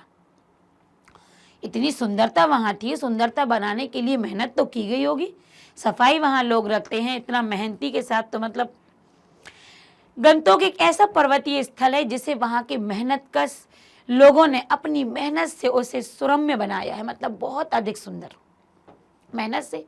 देखिए, आज आप जिस क्षेत्र में रह रहे हैं, जिस नगर में रह रहे हैं, उसको सुंदर बनाने में किसका हाथ होगा? हमारा भी होगा, लेकिन हमने थोड़ा थोड़ा सहयोग किया तो वहाँ के जो क्षेत्र, जिस क्षेत्र में लोग काम करते हैं, वहाँ के यदि कलेक्टर हैं, यदि वहाँ का कोई अधिकारी है, वहाँ कोई नगर निगम अधिकारी है कोई, तो वो सभी मिलकर उस पर क्या, या फिर कोई वहाँ का ऐसा राजनेता जो उसको कंप्लीट कर दे, उसको एक सुंदर बना दे, उसको स्वच्छ बना दे। तो ऐसे ही वहाँ के लोगों ने भी गंगटोक को सुंदर बनाने में मेहनत की होगी। इसलिए वहाँ पर क्या कहा गया कि वहाँ सुबह शाम रात सब कुछ सुंदर होती है, सुबह भी सुंदर, शाम भी सुंदर, रात भी सुंदर। कई ऐसे चित्र होते हैं ना, अरे यार दिन में अच्छा नहीं लग रहा, गर्मी हो रही है, अरे शाम को ज़्यादा अच्छा लगता है, अरे सुबह तो ऐसी माहौल, लेकिन वहाँ हर एक समय बहुत सुंदर था। यहाँ के निवासी भरपूर परिश्रम करते हैं, इसलिए गंगटोक को मेहनतकश बादशाहों का शहर कहा गया, क्योंकि वहाँ के लोगों ने मेहनत की है इसको सुंदर बनाने में। वहाँ की सुबह शाम रात सब सुंदर है। तो यहाँ लोगों के मेहनत का परिश्रम ही है कि ये गंगटोक शहर बहुत सुंदर है, इसलिए इसे मेहनतकश बादशाहों का शहर कहा गया है। कभी श्वेत तो कभी रंगीन पताकाओं का फहराना किन अलग अलग अवसरों को संकेत करता? तो श्वेत पताकाएं, 108 श्वेत पताकाएं कब फहराई जाती थी?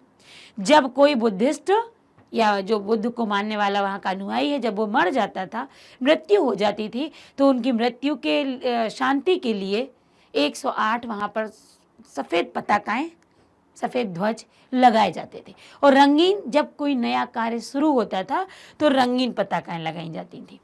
तो यहाँ दिया है कि धूमधाक शहर के आसपास किसी पवित्र स्थान पर 2 तरह की पताकाएं लगाएंगे। आप इतना यदि नहीं भी लिखना चाहें तो आप लिखेंगे कि एक शांति अहिंसा का प्रतीक है और दूसरी पताकाएं शुभ कार्य का प्रतीक है। तो यहाँ पर ये मान्यता है कि जब किसी बौद्ध धर्म के अनुयायी की मृत्यु हो जाती है तो उसकी आत्मा की शांति के लिए दूर से किसी पवित्र स्थान पर, मतलब दूर दूर किसी पवित्र स्थान पर 108 श्वेत पताकाएं फहराई जाती हैं। और जब किसी नए कार्य का प्रारंभ होता है, शुभारंभ होता है, तो फिर वहीं जो पताकाएं होती हैं वो रंग बिरंगी, मतलब रंगीन पताकाएं होती हैं और इन पताकाओं को उतारा नहीं जाता, ये लगी रहती हैं। और धीरे धीरे ये पताकाएं, चाहे वो श्वेत हो चाहे रंगीन हो, ये पताकाएं अपने आप नष्ट होती हैं। इनको हम सजावट के लिए नहीं रखती, कुछ देर लगाई और उतार कर रख ली, नहीं, ये लगी रहेंगी, ये अपने आप ही धीरे धीरे धीरे धीरे नष्ट हो जाएंगी, लेकिन इनको कोई निकालेगा नहीं। अगला है, जितेंद्र नार्गे ने लेखिका को सिक्किम की प्रकृति और वहाँ की भौगोलिक स्थिति एवं जनजीवन के बारे में क्या महत्वपूर्ण जानकारियां दी थी।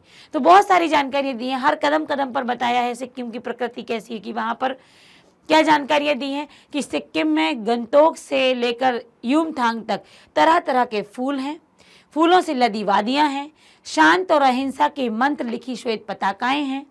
किसी बुद्ध अनुयायी की मौत के बाद श्वेत पताकाएं 108 लगाई जाती हैं। रंगीन पताकाएं किसी कार्य के शुभारंभ के लिए लगाई जाती हैं। तो ये वहाँ की प्रकृति, वहाँ का स्वभाव था, वहाँ के लोगों की इस तरीके की मान्यता थी। तो कहीं ये जो फूलों की वादियाँ थी, श्वेत पताकाएं, रंगीन पताकाएं लगाई जाती थी, ये बताया। कवि लॉन्ग स्टॉक यहाँ गाइड फिल्म की शूटिंग हुई थी। फिर वो कह रहे हैं कि यह धर्म चक्र है जहाँ पर लोग क्या करते हैं, इसको घुमाते और अपने सारे पाप काट लेते हैं या धुल जाते हैं। ये पहाड़ी इलाका है, यहाँ कोई भी चिकना और चरबीला, मतलब कोई चिकना यहाँ पर वरबीला था, यहाँ पर आदमी नहीं मिलता, मतलब चरबीला, मतलब कोई ऐसा वहाँ पर निशान नहीं मिलता या कोई ऐसा व्यक्ति नहीं मिलता है जो चिकना हो, मतलब सब मेहनती हैं। नार्गे ने उत्साहित होकर कटाव के बारे में भी बताया कि कटाव हिंदुस्तान का स्विट्जरलैंड कहा जाता है। युमथांग की घाटियों के बारे में बताया कि बस 15 दिनों में ये घाटियां यहाँ के फूलों से इस कदर भर जाएंगी कि लगेगा जैसे फूलों की सेज सजा दी गई हो। तो यहाँ पर इतना ही, हाँ इतना ही बताया। एक बार हम फिर देख लेते हैं कि एक तो श्वेत और रंगीन पताकाओं के बारे में बताया, वहाँ के जो फूल थे, वादियाँ थी, घाटियाँ थी, उनके बारे में बताया कि यहाँ पर फिल्म की शूटिंग भी हुई थी, इसका नाम बताया। धर्म चक्र, जहाँ पर लोग, यहाँ पर धार्मिक परंपराएं जो हैं, लोगों की मान्यताएं जो हैं, उनके बारे में बताया। पहाड़ी इलाके के बारे में बताया और बताया कि कटाव जो ये क्षेत्र है, ये भारत का, हिंदुस्तान का स्विट्जरलैंड माना जाता है। साथ ही उन्होंने बताया कि ये घाटियां जो युमथांग की है, ठीक 15 दिन बाद ऐसे फूलों से भर जाएंगी जैसे फूलों का बिस्तर लगा दिया हो। बहुत ही सुंदर नजारा होता है। तो अगला प्रश्न है, लॉन्ग स्टॉक में घूमते हुए चक्र को देखकर लेखिका को पूरे भारत की आत्मा एक सी क्यों लगी? क्योंकि लोग कहीं पर भी पहुंच जाएं, कहीं पर भी निवास कर रहे हों, लेकिन लेखिका कह रही हैं कि लोगों के अंदर जो धार्मिक या कहीं अंधविश्वास की जो भावना है वो समान है। लोग आज भी इन पद्धतियों को मानते, इन परंपराओं को मानते, इनमें कोई भी अंतर नहीं है। जितेंद्र नार्गे कवि लॉन्ग स्टॉक के बारे में परिचय दे रहा था कि उसी रास्ते पर एक कुटिया में घूमता हुआ एक चक्र दिखा और उसने बताया कि मैडम ये धर्म चक्र है, लोग इसे घुमाकर अपने पाप धुलते हैं। तो इसको घुमाने पाप धुल जाते। लेखिका ने जब ये बातें सुनी तो लेखिका यही कहती है कि चाहे मैदान हो, पहाड़ हो, घाटियां हो, तमाम वैज्ञानिक प्रविधियां का प्रयोग हो, लेकिन उसके बाद भी लोगों की आत्मा जो है वो हर जगह एक सी है। लोगों की आस्थाएं, उनका विश्वास, उनका अंधविश्वास, पाप पुण्य की जो अवधारणाएं हैं कि इससे पाप मिलेगा, इससे पुण्य होगा, ये सारी घटनाएं, ये सारी अवधारणाएं, सारी मान्यताएं लोगों में एक, ये कल्पनाएं हैं जो लोगों में एक जैसी हैं, कुछ भी अंतर नहीं है। इसलिए वो कह रही हैं इन बातों को सुनकर कि अरे हम तो कहीं भी पहुंच जाएं, लोग यही मानते हैं यहाँ पर ऐसा करो तो पाप कम हो जाएंगे, ऐसा ना करो यहाँ पर पुण्य मिलेगा, नहीं तो पाप लग जाएगा। तो ये सारी धारणाएं लगभग एक सी हैं। जितेंद्र नार्गे की गाइड की भूमिका के बारे में विचार करते हुए लिखिए कि एक कुशल गाइड में क्या गुण होते हैं।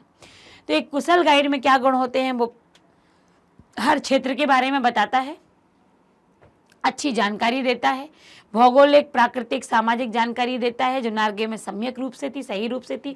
गाइड के साथ साथ नार्गे ड्राइवर भी था, अर्थात रुकना, जहाँ कहाँ रुकना है, कहाँ रुकने का निर्णय लेना वह स्वयं ही करने में समर्थ था कि कौन सा सुंदर क्षेत्र है जो दिखाना है हमें अपने टूरिस्ट को, कहाँ किसके बारे में क्या बताना है। स्वयं ड्राइवर भी था, इसलिए हर जगह जाना उसके लिए आसान था, कहाँ रुकना है, कहाँ चलना है, ये सब कुछ उसे पता था। उसे कुछ सलाह देने की आवश्यकता नहीं थी। तो ये उसके गुण थे जो होना भी चाहिए। तो वो कह रहे हैं जितेंद्र नार्गे ड्राइवर कम गाइड था। नेपाल कुछ दिन पहले आया था, जिसे नेपाल और सिक्किम की अच्छी जानकारी हो चुकी थी, क्षेत्र से वो सुपरिचित था, अच्छे से परिचित था, भाई ड्राइवर के साथ साथ गाइड का काम भी कर लेता था, उसमें प्रायः गाइड के सभी गुण मौजूद थे। तो ये हम उसके बारे में जानकारी दे दी। फिर नीचे ये कुशल गाइड था, प्राकृतिक भौगोलिक क्षेत्र के बारे में उसे उचित जानकारी थी और वो स्वयं ड्राइवर भी था। तो जिस स्थान पर जाना है, जहाँ रुकना है, वो बिना किसी की सलाह के अपने अनुसार रुककर वहाँ के दृश्यों को दिखाता था, जो एक गाइड में होना चाहिए। इसके अलावा गाइड में सैलानियों को प्रभावित करने की जो क्षमता थी, जो अपनी बातों से प्रभावित करना, वो भी उसके अंदर शैली होनी चाहिए जो उसके अंदर थी। उसमें उसकी वाक्पटुता से लेखिका को प्रभावित करता, जैसे मैडम कहना या धर्म चक्र है, प्रेयर व्हील इसे घुमाने, तो इस तरीके की बातों से वो लोगों का ध्यान खींच लेता था। एक स्वयं गाइड क्षेत्र के जनजीवन की गतिविधियों की जानकारी रखता है कि वहाँ के लोग किस तरह रहते हैं, क्या वातावरण है।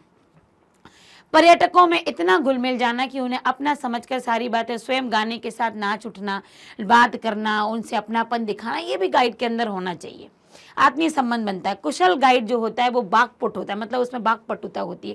जैसे हम ऊपर भी देख रहे थे कि उसे पता रहता है कि किस तरीके की बात करेंगे, जो पर्यटन स्थल होते हैं उसको किस तरीके से बढ़ा चढ़ाकर बताया जाए, या किस तरीके से उसे सही बातों को ऐसा बताएं कि लोग आकर्षित हो जाए उसकी बातों से। तो ये भी पताकाओं के बारे में महत्वपूर्ण जानकारी देकर नारगिन ने उस स्थान के महत्व को बढ़ा दिया था, बहुत बढ़ा दिया था। ये हमें नई चीज़ जानने मिली। तो ये सब गाइड के गुण हैं कि भौगोलिक प्राकृतिक वातावरण का पता होना, वहाँ के लोगों के बारे में पता होना, स्वयं ड्राइवर था तो रुकना, उठना, चलना और आत्मीयता बना लेना टूरिस्ट के साथ ही इतना वाक्पटुता, इतनी चातुर्यता होना कि उस किसी भी क्षेत्र को महत्व के रूप में बताना कि ये बहुत महत्वपूर्ण है। ये सारे के सारे गुण उसमें थे। अगला प्रश्न है, इस यात्रा वृत्तांत में लेखिका ने हिमालय के जिन जिन रूपों का चित्र खींचा है अपने शब्दों में लिखिए। तो हिमालय के बारे में तो लेखिका ने बहुत कुछ बोला था। सबसे पहली बात तो बालकनी से जब वो हिमालय की तीसरी चोटी कंचनजंगा देखना चाहती थी, जब उन्होंने सुबह सुबह देखा कि बालकनी खोलते हैं और हम हिमालय की तीसरी चोटी कहते हैं कि दिख जाती है, कभी तो दिख जाती है, कभी बादलों में छुप जाती है। फिर इसके अलावा भी उन्होंने बहुत कि वहाँ का वातावरण कैसा है ना, घाटियाँ, इन सभी का वर्णन किया है। तो लेखिका, अब सुनिए उत्तर कि लेखिका बालकनी से हिमालय की तीसरी सबसे बड़ी चोटी कंचनजंगा के दर्शन करना चाहती थी, किंतु हल्के बादलों से घिरे होने के कारण उनको वह कंचनजंगा की चोटी नहीं देख सकी। आगे बढ़ने पर हिमालय बड़ा होते होते कितना बड़ा हो गया, विशालकाय होने लगा। भीमकाय पर्वत मतलब बहुत ऊंचे लंबे चौड़े पर्वत के बीच से निकलते हुए ऐसा लगता था कि किसी सघन हरियाली वाली गुफा के बीच में हिचकोले खाते निकल रहे हो, मतलब ऊंचे नीचे ऊंचे नीचे ऊंचे नीचे। तो ऐसा लगता था कि हिचकोले मतलब जैसे हिचकियाँ आती हैं, तो हिचकोले जब यूं यूं यूं निकलते हैं तब भी, तो हिचकोले खाते निकल रहे हैं, ऐसा लग रहा था। लेखिका कभी पर्वतों के शिखरों को देखती तो कभी ऊपर से दूध की धार की तरह गिरते झरझर झरनों को देखती, कभी नीचे चिकने चिकने गुलाबी पत्थरों के बीच इठलाकर बहती चांदी की तरह कौंध मारती बनी ऊनी तिस्ता नदी को देखती, तो कभी उससे खूब ऊंचाई से पूरे बेग के साथ ऊपर शिखरों के भी शिखर से गिरता हुआ फैन उगलता हुआ झरना देखा, जिसका नाम था सेवन सिस्टर्स वाटरफॉल। रात के गहराते अंधेरे में ऐसा लगता था कि हिमालय ने काला कंबल ओढ़ लिया है। कितनी खूबसूरती से हिमालय का बखान किया है। तो पहले तो उन्होंने बालकनी से कंचनजंगा तीसरी हिमालय की बड़ी चोटी को देखना चाहा, पर बादल घिरे थे तो वो उसे नहीं देख पाई। फिर उसके बाद हिमालय उनको धीरे धीरे क्या होता गया, तो विशालकाय होता चला गया और भीमकाय पर्वतों के बीच से जब वो निकलती तो उन्हें ऐसा लगता कि जैसे उन घाटियों से निकलते समय, उन गलियों से निकलते समय हम हिचकोले खाते हुए निकल रहे हैं। कहीं तो वो ऊपर ऊंचे ऊंचे पर्वतों को देखती, तो कहीं ऊंचे पर्वतों से बहती हुई दूध की धार के समान झरनों को देखती, कहीं वो नीचे की तरफ चिकने चिकने लाल गुलाबी पत्थरों के बीच इठलाकर बहती हुई तिस्ता नदी को देखती। तो वो कह रहे हैं कि कभी बहुत ऊंचाई से गिरते हुए पानी को देखती, जिसका नाम था सेवन सिस्टर्स वाटरफॉल। अब वो कह रही है कि जब जैसे जैसे अंधेरा छाता गया वैसे वैसे हिमालय ऐसा लग रहा था जैसे उसने काला कंबल ओढ़ लिया, क्योंकि वहां वो सफेदी फिर नहीं दिख रही थी अंधेरे में, चारों तरफ अंधेरा था, तो लगा उसने काला कंबल ओढ़ लिया। और ये मानवीकरण का प्रयोग हुआ है यहाँ पर भी, भले ही काव्य में ना हो, गद्य है। अगला प्रश्न है, प्रकृति के उस अनंत और विराट स्वरूप को देखकर लेखिका को कैसी अनुभूति हुई थी? जब उन्होंने उस अनंत स्वरूप को देखा था, उस हिमालय के विराट काय रूप को देखा था और इतने पर्वतों को देखा था, तब क्या अनुभूति रही होगी? तो लेखिका के उस अनंत विराट स्वरूप को देखकर एकदम वो मौन, किसी ऋषि के तरह शांत होकर वह सारे परिदृश्य को अपने भीतर समेट लेना चाहती थी। वो क्या हुई? जब हम किसी आश्चर्यजनक वस्तु को देखते हैं तो हम शांत हो जाते हैं, हम उसको देखते रह जाते हैं। तो उन्होंने भी जब इतना विशाल काय हिमालय देखा तो एकदम शांत हो गई और उसको अपनी आंखों में, अपने हृदय में समा लेना चाहती थी। तो वो सारे परिदृश्य को अपने भीतर समेट लेना चाहती थी। वह रोमांचित थी, पुलकित थी, बहुत प्रसन्न। उसे आदिम युग की अभिषिक्त राजकुमारी सिवाय वह एक आदम युग की, पुराने समय की कोई राजकुमारी के जैसे नीचे भारी भरकम पत्थरों पर झरने के संगीत के समान आत्मा का संगीत सुनने जैसा आभास हो रहा था। वो एक पत्थर पर बैठ गई जहां से झरना नदी बह रही थी, झरना बह रहा था, तो उन्होंने लगा कि ऐसे लग रहा था जैसे मैं कोई राजकुमारी की तरह बैठकर उस झरने का आनंद ले रही हूँ। ऐसा प्रतीत हुआ जैसे देश और काल की सरहदों से दूर बहती धारा बन बहने लगी हो। भीतर की सारी तामसिकताएं और दुष्ट वासनाएं, तामसिकताएं मतलब होता है हमारे अंदर का अंधेरापन, नेगेटिविटी, और दुष्ट वासनाएं मतलब जो भी हम भोग विलास में लिप्त रहते हैं, वो सारी वस्तुएं हमारे अंदर से, वो कह रही है मेरे अंदर से निर्मल धारा में जैसे बह गई हूं, मैं ऐसी हो गई थी। उसका मन हुआ कि अनंत समय तक ऐसे ही बहती रहे। वो लेखिका कह रही है कि मन हुआ कि अनंत समय तक मैं ऐसी ही बहती रहूं, इस झरने की पुकार सुनती रहे। प्रकृति के सौंदर्य को देखकर लेखिका को पहली बार एहसास हुआ कि वह चलायमान सौंदर्य जीवन का आनंद है। तो इतना सब कुछ उन्होंने उससे लिया था। अब सुनिए मेरी भाषा में कि क्या था कि लेखिका उस अनंत और विराट रूप को देखकर एकदम स्तब्ध, शांत हो गई और उन्हें ऐसा लग रहा था कि इस पूरे परिदृश्य को, इस पूरे वातावरण को अपने हृदय में समेट लेना चाहती थी। वो पुलकित थी, प्रसन्न थी, रोमांचित थी। और उनको तो ऐसा लगा जब वो एक झरने के पास किसी पत्थर पर जाकर बैठी तो उन्हें प्रतीत हुआ वो आदिम समय की कोई राजकुमारी हो जो उस झरने के संगीत को सुन रही हैं, जिन्हें प्रतीत हो रहा है कि देश काल की सरहदों से दूर बहती धारा बहने लगी हो। भीतर की उनकी सारे अंधकार और सारी वासनाएं बह चुकी हों, उनको ऐसा प्रतीत हो रहा था। उनका मन हुआ कि इस अनंत समय तक ऐसे ही ये बहती रहे और इस झरने की पुकार वो सुनती रहे। तो उन्हें एहसास हो गया कि ये चलायमान ही प्रकृति का सौंदर्य है, जो ये झरझर झरझर बहता रहता है, ये जो नदियां कल कल बहती रहती हैं, बस यही सच्चा स्वरूप है प्रकृति का। तो ये बहुत ही गहराई से उन्होंने उस सौंदर्य को लिया था। आगे, प्राकृतिक सौंदर्य के अलौकिक आनंद में डूबी हुई लेखिका को कौन कौन से दृश्य झकझोर गए? ऐसा क्या हुआ जब वो वातावरण में निकली कि उनको अंदर से उन्होंने हिला दिया? तो क्या था? तो जहां वो झकझोर दिया गया उनको, वो पहला दृश्य अद्वितीय सौंदर्य से निरपेक्ष कुछ पहाड़ी औरतें, जब मतलब वो कह रही हैं कि हम जिस सौंदर्य को देखने आते हैं उस सौंदर्य से भिन्न कुछ पहाड़ी औरतों को जब उन्होंने पत्थर तोड़ते देखा, इतने बड़े पर्वतों के मध्य से, ऊंचे ऊंचे विशालकाय पर्वतों के मध्य से जहां रास्ता बनाती हुई औरतों को देखा, वो दृश्य उनको अंदर से झकझोर डाला। हाथ में कुदाल और हथौड़े लिए स्वर्गिक सौंदर्य के बीच, वो कह रहे हैं कि जहां स्वर्ग का सौंदर्य जैसा प्रतीत होता, जो सुंदरता है वो स्वर्ग के समान प्रतीत हो रही है, वहां भी लोग भूखे हैं, मौत है लोगों के बीच में, दैन्यता है, गरीबी है, जिंदा रहने की यह जंग है। वो कह रहे जहां इतनी सुंदरता प्रकृति की बिखरी हुई है, वहां भी आज लोग भूखे, प्यासे, गरीब, मौत से जूझते हुए और जिंदगी की जंग लड़ते हुए दिखाई दे रहे हैं। दूसरा, दूर दूर तक, जहां से दूर दूर से तराई के स्कूलों, मतलब गहराई के स्कूलों में बच्चे ऊंचाई से आते हैं, कई बार घाटियों को चढ़ के अपने घर जाते हैं, ऐसे जहां पर अधिकांश बच्चे जहां पढ़ने के बाद शाम को माँ के साथ पशुओं को चराने जाते हैं, पानी लेकर आते हैं और बहुत सारे जंगल से लकड़ियां लेकर आते हैं। पहाड़ीता के सौंदर्य में, मतलब पहाड़ी के सौंदर्य में जीवन का ये दृश्य देखकर भी उनका मन झकझोर उठा। सूरज ढलने के समय कुछ पहाड़ी औरतें गायों को चराते हुए और पानी लेकर, लकड़ियां लेकर, सिर पर लकड़ियों का गट्ठर लेकर जो लौट रही थी, उनको उन्होंने देखा।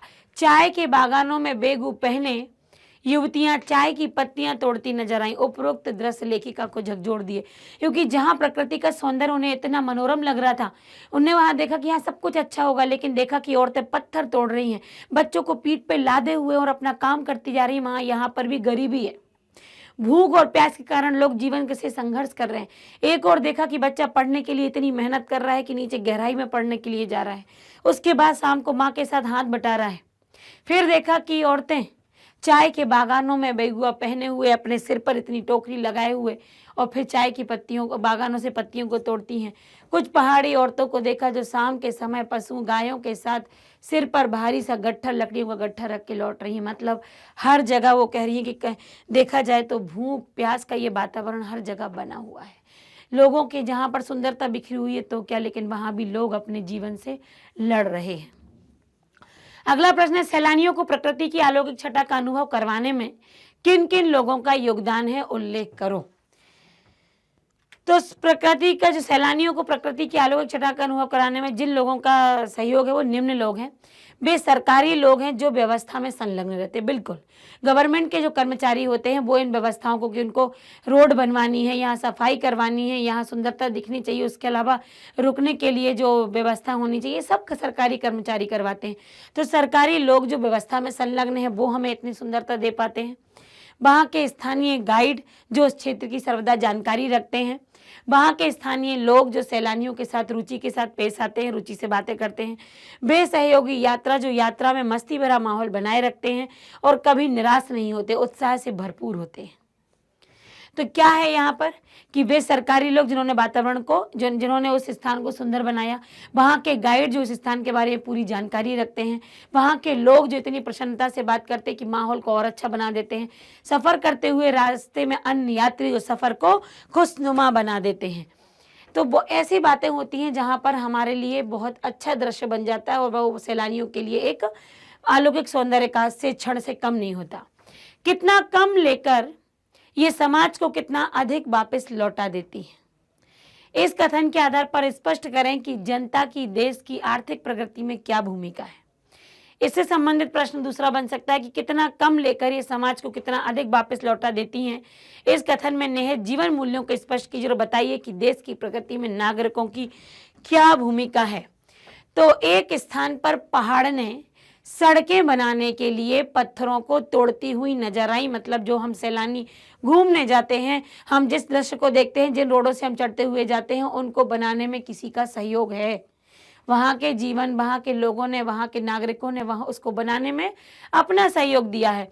तो तोड़ रही थी। पहाड़ों पर रास्ता कितना बनाना कितना दुस्साध्य है, कठिन है। जरा सी चूक हुई कि व्यक्ति तुरंत परलोक सिधार सकता है।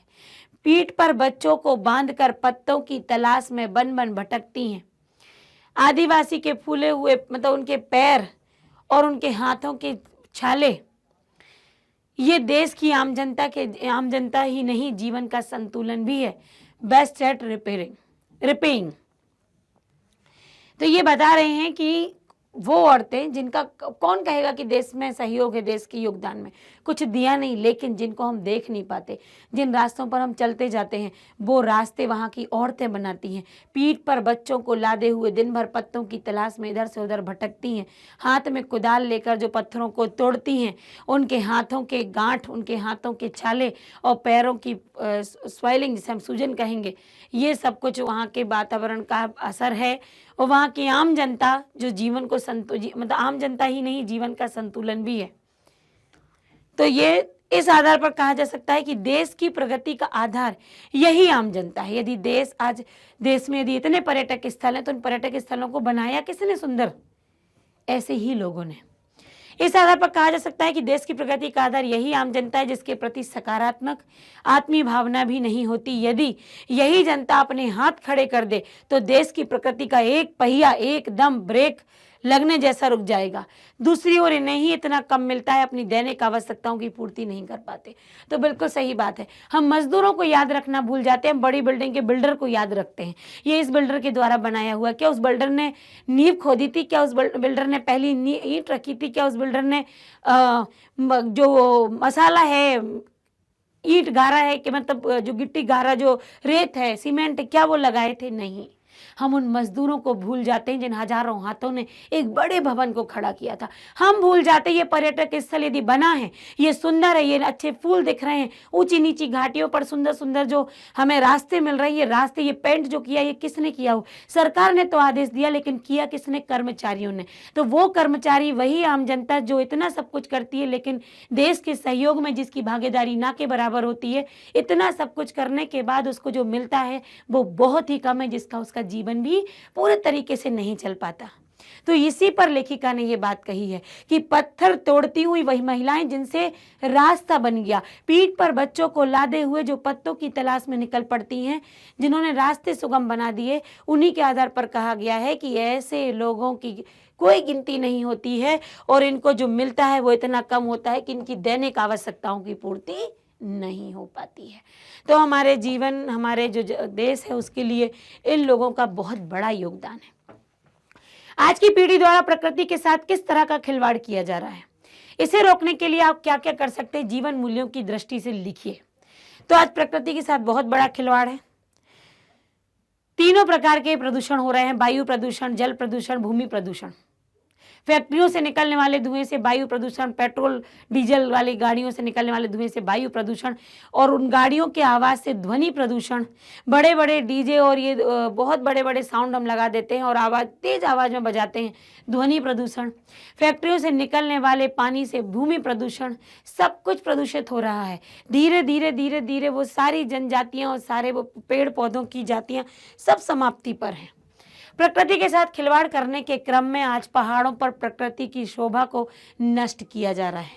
वृक्षों को काटकर पर्वतों को नंगा किया जा रहा है। शुद्ध पर्वत, पवित्र नदियों को विविध प्रकार के प्रदूषित करने में कोई कसर नहीं छोड़ रहे हैं। नगरों का, फैक्ट्रियों का गंदा पानी पवित्र नदियों में छोड़ा जा रहा है। सुख सुविधा के नाम पर पॉलीथीन का अधिक प्रयोग करके भूमि प्रदूषण किया जा रहा है। वाहनों के द्वारा प्रतिदिन छोड़ा हुआ धुआं पर्यावरण के संतुलन को बिगाड़ रहा है। इस तरह प्रकृति का गुस्सा बढ़ रहा है, मौसम में परिवर्तन आ रहा है, ग्लेशियर पिघल रहे हैं। प्रकृति के साथ खिलवाड़ को रोकने में हम सहयोग दे सकते हैं। बताएंगे किस प्रकार। तो पहले तो ये बताया है कि प्रकृति से किस प्रकार खिलवाड़ की जा रही है। तो सबसे पहले पर्वतों पर ही गंदगी भी फैलाई जा रही है। पर्वतों की सुंदरता वृक्षों को काट कर की जा रही है। नदी नालों से निकला हुआ गंदा, फैक्ट्रियों से निकला गंदा पानी नदियों में बहाया जा रहा है। नदियों का पानी दूषित हो रहा है। जैसा मैंने कहा, गाड़ियों की ध्वनि से वायु प्रदूषण हो रहा है। पॉलीथीन के प्रयोग से भूमि प्रदूषण हो रहा है। इस तरह का प्रदूषण दिन पर दिन बढ़ता जा रहा है। जहाँ प्रकृति क्रोध में है, ग्लेशियर पिघल रहे हैं, और जिस दिन प्रकृति ने अपना प्रकोप दिखाया उस दिन ये मानव जाति नहीं रहेगी, ये निश्चित है। उन्होंने क्या कह दिया कि ग्लेशियर पिघल रहे हैं, मौसम में परिवर्तन। पहले आप देखिए, पहले आप लोगों ने नहीं देखे होंगे बच्चों, पर बहुत पहले की बात है जब मौसम बाकी जो होते हैं 4-4 महीने के, जो ये मौसम है, ये मौसम हुआ करते थे। अच्छी गर्मी भी होती थी, तेज बारिश भी होती थी, तेज सर्दी भी होती थी। आज तीनों ही मौसम कम रह गए, गर्मी ज़्यादा रह गई है, 2 मौसम तो कम हो गए। 1-1.5 महीने की बारिश, उससे भी कम, 1-1.5 महीने की ही सर्दी, बाकी के बचे हुए महीनों में सिर्फ गर्मी। और गर्मी का एक ही कारण है कि जो हम इतनी तेजी रफ्तार से, एक घर में 4 सदस्य और 5 गाड़ियां होती हैं, हम बेहिसाब उन गाड़ियों को दौड़ाते हैं और उनसे जो धुआं निकलता है पूरे वातावरण को वो गर्म कर देता है, जिससे वातावरण में गर्मी अधिक है और बाकी मौसम दिन पर दिन कम होते जा रहे हैं। इस माहौल को ऐसे जो ये गड़बड़ी हो रही है, प्रदूषण हो रहा है, इस प्रदूषण को रोका जा सकता है, पर किस प्रकार? वृक्ष लगाने चाहिए। वर्तमान में खड़े वृक्षों को ना काटें बल्कि वृक्ष और लगाएं। यथासंभव वृक्षारोपण करें, दूसरों को वृक्षारोपण करने के लिए प्रेरित करें। वाहनों का यथासंभव प्रयोग करें, कम, जबरदस्ती दौड़ाने की आवश्यकता नहीं है। सब्जी लाने और व्यर्थ सड़कों पर घूमने में वाहनों का प्रयोग ना करें। पॉलीथीन, अपशिष्ट पदार्थों तथा नालियों के गंदे पानियों को नदियों में न जाने दें। इस तरह से व्यवस्था बनाई जाए कि उन पवित्र स्वच्छ नदियों में जिसका पानी पीने योग्य है, उसमें गंदे नाली का पानी ना जाए, फैक्ट्रियों का पानी ना जाए। वृक्ष जो काट रहे हैं उनको रोका जाए और वृक्षों को बल्कि काटा भी ना जाए। साथ ही वाहनों का प्रयोग जहां जरूरी है वहां करो। सब्जी लेने हमें जाना है, थोड़ी दूर तक हमें जाना है, घूमने हमें जाना है, क्यों वाहनों को दौड़ाना? आवश्यक ही नहीं है। तो आवश्यकता से अधिक जहां भी आप प्रयोग करेंगे तो वहां पर अधिकता जो होती है वो हमेशा बर्बादी लाती है। तो अधिकता कहीं नहीं होनी चाहिए। तो इनको बचाने के ये नियम थे। अगला है प्रदूषण के कारण स्नोफॉल में कमी का जिक्र किया गया है पाठ में। प्रदूषण के और कौन कौन से दुष्परिणाम सामने आए हैं? तो स्नोफॉल कम हुआ है, मौसम भी बहुत परिवर्तित हुए हैं, वातावरण परिवर्तन में आया है। लेखिका लायुंग में बर्फ देखने की इच्छा रखती है। वहां वो जाती है, लायुंग में बर्फ देखने मिल जाएगी, लेकिन घूमते हुए सिक्किम की एक युवती युवती से वो अपनी इच्छा जाहिर करती है, कहकर पानी फेर मतलब एक सिक्किम युवती उनकी इच्छा पर यह कहकर पानी फेर देती है कि बढ़ते हुए प्रदूषण के कारण स्नोफॉल कम हो रहा है, अब बर्फ कटाव में मिलेगी। वो क्या लाइंग में देखना चाहती थी बर्फ, लोगों ने उनको बताया कि वहाँ बर्फ मिलेगी, लेकिन एक सिक्किमी युवती ने कहा कि नहीं, यहाँ नहीं मिलेगी, यहाँ स्नोफॉल होता था एक समय, लेकिन अब इतना प्रदूषण बढ़ गया है कि स्नोफॉल नहीं होता है। अब यदि आपको देखना है तो आप कटाव जाइए, वहाँ पर आपको बर्फ मिल जाएगी। तो स्नोफॉल ना होना ये बढ़ते प्रदूषण का कारण। और क्या है जो प्रकृति में बदलाव आए हैं? तो अंटार्कटिका की बर्फ, और बताएं यहाँ पर अन्य क्षेत्रों की, अंटार्कटिका की बर्फ अंटार्कटिका की बर्फ निरंतर पिघल रही है, जिसके कारण समुद्र का जल स्तर बढ़ता जा रहा है, धरती की सीमाएं डूबने लगी हैं। देखिए, बर्फ पिघलेगी, समुद्र का स्तर बढ़ेगा, समुद्र का स्तर बढ़ेगा तो पृथ्वी की जो सीमाएं हैं वो समुद्र का स्तर बढ़ता जाएगा, तो इसकी जो सीमाएं, इसकी जो बाउंड्री है जमीन की, वो सब खत्म हो जाएगी। स्वाभाविक है, जब समुद्र का स्तर बढ़ेगा तो अब आप सोचिए आगे क्या क्या दुष्प्रभाव हो सकते हैं। नदियों में पानी की मात्रा इतनी कमी हो रही है पानी में कि जिसे देखकर नदियों के सूखने की आशंका लग रही। नदियों का पानी दिन प्रतिदिन कम होता जा रहा है। ऐसा लगता है एक समय तो नदियां कभी पूरी भरी ही नहीं दिखेंगी। नदियों का जल बहुत प्रदूषित हो गया है, जिससे जलीय जंतुओं का जीवन भी खतरे में आ गया है। देखिए, प्रकृति पर जन्म लिया हर जीव जंतु, वो कितना ही छोटा क्यों ना हो, सभी का इस पृथ्वी पर एक अस्तित्व है, किसी न किसी कारण से उन्होंने जन्म लिया है। तो नदियों के जल में जो जीव जंतु हैं, उनका भी नदियों के पानी को स्वच्छ रखने में बहुत बड़ा योगदान है। लेकिन नदियों का जल प्रदूषित हो रहा है तो जीव, उसके जंतु भी मर रहे हैं। पेड़ कटने से कार्बन डाइऑक्साइड, ऑक्सीजन का संतुलन बिगड़ रहा है। पेड़ क्या देते हैं? हमें ऑक्सीजन देते हैं, हम कार्बन डाइऑक्साइड देते हैं उनको। अब पेड़ कट रहे हैं, ऑक्सीजन की मात्रा कम हो जाएगी। जो कार्बन डाइऑक्साइड का लेना और ऑक्सीजन का देना, मतलब पेड़ों की तरफ से, ये जो हो रहा है ये तो सब बेकार हो जाएगा। जो व्यवस्था है वो गड़बड़ा जाएंगी, माहौल खराब हो जाएगा, हमारे जीवन पर खतरा छा जाएगा, स्वास्थ्य पर बुरा असर पड़ सकता है। मौसम चक्र बदल गया है। बिल्कुल, मौसम, मैंने अभी आपसे कहा कि मौसम पहले जैसे नहीं रहे, मौसम चक्र बदल गया है। पैदावार, अब जिस मौसम के हिसाब से जो फसल आती थी वो मौसम उतना रहा ही नहीं, तो पैदावार घट रही है। प्राकृतिक आपदाओं ने जोर पकड़ लिया है। हम देखते हैं कि प्राकृतिक आपदाएं, बाढ़ आ रही है, कहीं भूस्खलन हो रहा है, कहीं आपके बात्या चक्र हो रहे हैं, मतलब बहुत तेज आंधी तूफान, तो कहीं वायरस का खतरा, तो कहीं किसी, ये प्राकृतिक आपदाएं ही हैं जो किसी भी रूप से हमारे ऊपर आ रही है, क्योंकि हम प्रकृति को हर प्रकार से दूषित कर रहे हैं। हर प्रकार का प्रदूषण प्रकृति में हो चुका है। हम उसके अनुकूल नहीं, उसके प्रतिकूल चल रहे हैं, तो वो तो गुस्सा करेगी ही करेगी। अगला प्रश्न है, कटाव पर किसी भी दुकान का ना होना उसके लिए वरदान है। इस कथन के पक्ष में आपकी राय व्यक्त कीजिए। बिल्कुल सही है। जितनी दुकानें जब होती हैं तो पॉलीथीन का प्रयोग होता है, प्लास्टिक का प्रयोग होता है। हम वहीं पर कचरा कर देते हैं और वो पॉलीथीन ना तो गलती तो है ही नहीं, किसी प्रकार का ना उसका उपयोग है, तो वहाँ पर जो वृक्ष हैं, ये जो पहाड़ हैं, ये जो बर्फ है, वहाँ गंदगी फैलेगी। तो सबसे पहली बात तो यही वरदान है कि वहाँ पर क्या है, कोई दुकान नहीं है, तो वहाँ पर बर्फ अभी भी बनी हुई है। लोग जो वहाँ पर ज़्यादा देर रुकते नहीं हैं, किसी भी प्रकार का प्रदूषण नहीं फैला रहे हैं, तो वहाँ की जो बर्फ है वो ज्यों के त्यों है। कटाव को अपनी स्वच्छता और सुंदरता के कारण हिंदुस्तान का स्विट्जरलैंड कहा जाता है, और इससे भी अधिक सुंदर है वो। यह सुंदरता आज इसलिए विद्यमान है क्योंकि यहाँ पर कोई दुकान नहीं है। यहाँ भी दुकानें खुल जाएं तो व्यवसायीकरण यदि हो जाए तो इस स्थान की सुंदरता जाती रहेगी, मतलब कम हो जाएगी। इसलिए कटाव में दुकान का ना होना उसके लिए वरदान है। मनुष्य सुंदरता को देखकर प्रसन्न होता है और मनुष्य ही सुंदरता को बिगाड़ता भी है। हमने इतने पर्यटन स्थल अपन जाते हैं, सरकार ने बनाए हुए हैं, प्रकृति ने अपने आप से बनाए हुए हैं, हम वहाँ जाते हैं उसकी सुंदरता देखने के लिए। होटलें बन चुकी हैं, दुकानें खुल चुकी हैं, वहाँ से सामान लिया, फेंका, और कुछ भी सामान खाया वहीं पर फेंक दिया। पहाड़ है, कोई नहीं, नीचे चला जाएगा। अरे उस अगर उसकी सफाई नहीं हो पाई तो वो सड़ते सड़ते सड़ते सड़ते वहाँ की तो उतने एरिया को खराब कर देगा। हम ये तो सोचते ही नहीं है। तो मनुष्य जिस सुंदरता को लेना चाहता है स्वयं ही उसकी सुंदरता को बिगाड़ता। अपनी जिम्मेदारी और कर्तव्य का पालन न कर प्रयुक्त चीजों के अवशिष्ट को जहां जहां फेंक कर सौंदर्य को ठेस पहुंचाए बिना वो नहीं रहता है। तो कटाव में जो दुकान नहीं है यही उसका वरदान है, यही उसकी सुंदरता का कारण है कि दुकान न होने के कारण किसी भी प्रकार का प्रदूषण वहां पर नहीं है। कटाव में दुकान ना होने से व्यवसायीकरण नहीं हुआ है, जिससे आने जाने वाले लोगों की संख्या सीमित है, जिससे यहाँ की सुंदरता भी बनी हुई है। जैसे दुकानें आदि खुल जाने से अन्य पवित्र स्थानों की तरह इसकी सुंदरता भी क्या हो जाएगी, कम हो जाएगी। कटाव की सुंदरता में मट मैलापन आ जाएगा। लोग उसका सुंदरता का फिर सुंदरता की कदर तो करेंगे, लेकिन ये नहीं देखेंगे कि हमने कितनी गंदगी फैलाई। तो दुकान ना होना ये सबसे बड़ा वरदान है कटाव में, इसीलिए वहां पर सुंदरता आज भी मौजूद है। आगे का प्रश्न है, साना साना हाथ जोड़ी पाठ में कहा गया है ये कटाव पर किसी दुकान का ना होना वरदान है, ऐसा क्यों? भारत के अन्य प्राकृतिक स्थानों को वरदान बनाने में नवयुवकों की क्या भूमिका हो सकती है, स्पष्ट कीजिए। हो सकती है पॉलीथीन का प्रयोग कम कर दिया जाए, लोगों को गंदगी फैलाने से मना कर दिया जाए। तो कटाव में को अपनी स्वच्छता और सुंदरता के कारण हिंदुस्तान का स्विट्जरलैंड कहा जाता है, और भी इससे अधिक वो सुंदर है। यह सुंदरता आज इसलिए विद्यमान है क्योंकि वहां पर कोई भी दुकान नहीं है। यदि यहाँ भी दुकानें खुल जाएं, व्यवसायीकरण हो जाए तो इसकी स्थान की सुंदरता जाती रहेगी। कटाव में दुकान ना होना उसके लिए वरदान है। ये सारी बातें हमने पिछले प्रश्न में भी पढ़ी थी। मतलब ये दोनों की भूमिका बना सकती है कि कटाव में दुकान ना होना वरदान है उनकी सुंदरता के लिए। तो ये 4 लाइनें वहां से भी हम उठा सकते हैं, दोनों में एक सी ही जाती हैं। आगे है कि नवयुवक ने समय समय पर इसके लिए क्या योगदान करना चाहिए।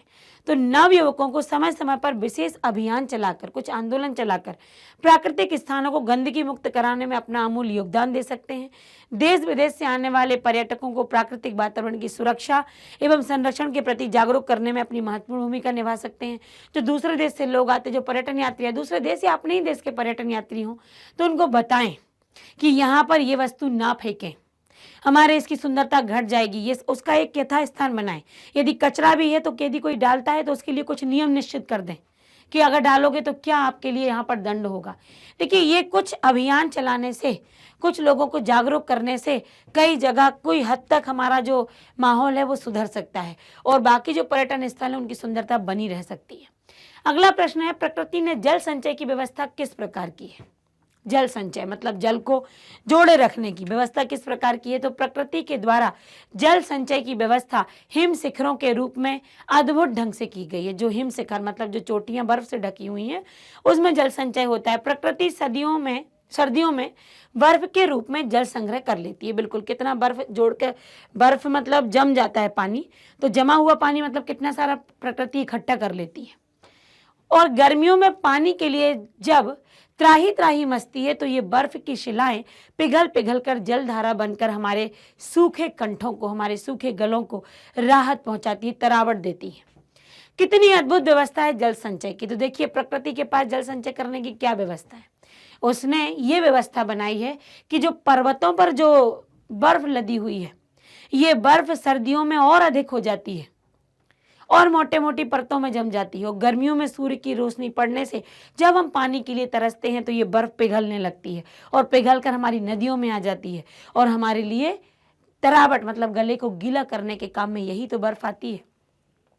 इस प्रकार प्रकृति के द्वारा जल संचय की व्यवस्था की गई। इन पहाड़ों पर जाड़े में बर्फ के पहाड़ बन जाते हैं और यही हिमशिखर पिघल कर नदियों के द्वारा कृषि की और लोगों की तथा धरती की प्यास बुझाते हैं।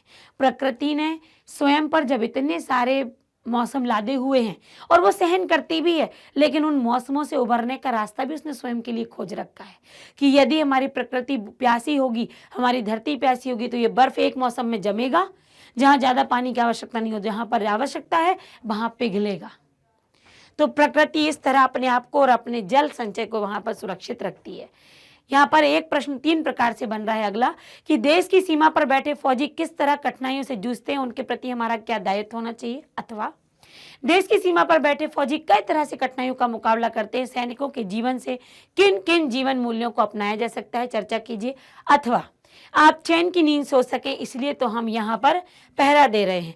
एक फौजी के इस कथन से जीवन मूल्यों की दृष्टि से चर्चा कीजिए। ये 3 प्रकार के प्रश्न, उत्तर एक ही होगा। तो ये हम जानते हैं कि सरहद पर बैठा सैनिक इसलिए बैठा है कि हमारे देश की सारी जनता सुखपूर्वक चैन से सो सके। हम त्योहार मनाते हैं क्योंकि वो अपने त्योहार वहां पर खो चुके होते हैं, वो अपना परिवार छोड़ते हैं, इसलिए आज हम अपने परिवारों के साथ हैं। ये आप भी मानते हो और यही सत्य है। यदि वो भी कह दें हमें भी दिवाली दशहरा मनाना, हम तो चले अपने घर में, तो दिवाली दशहरे पर जो पटाखे आप फोड़ते हैं घर में, एक यदि सरहद पर फूट गया तो हम तो कहीं के नहीं रहेंगे, हम मृत्यु को प्राप्त हो जाएंगे। तो वो हम ना मरे इसीलिए वो वहां पर अपनी जान हथेली पर रखकर खड़े होते हैं।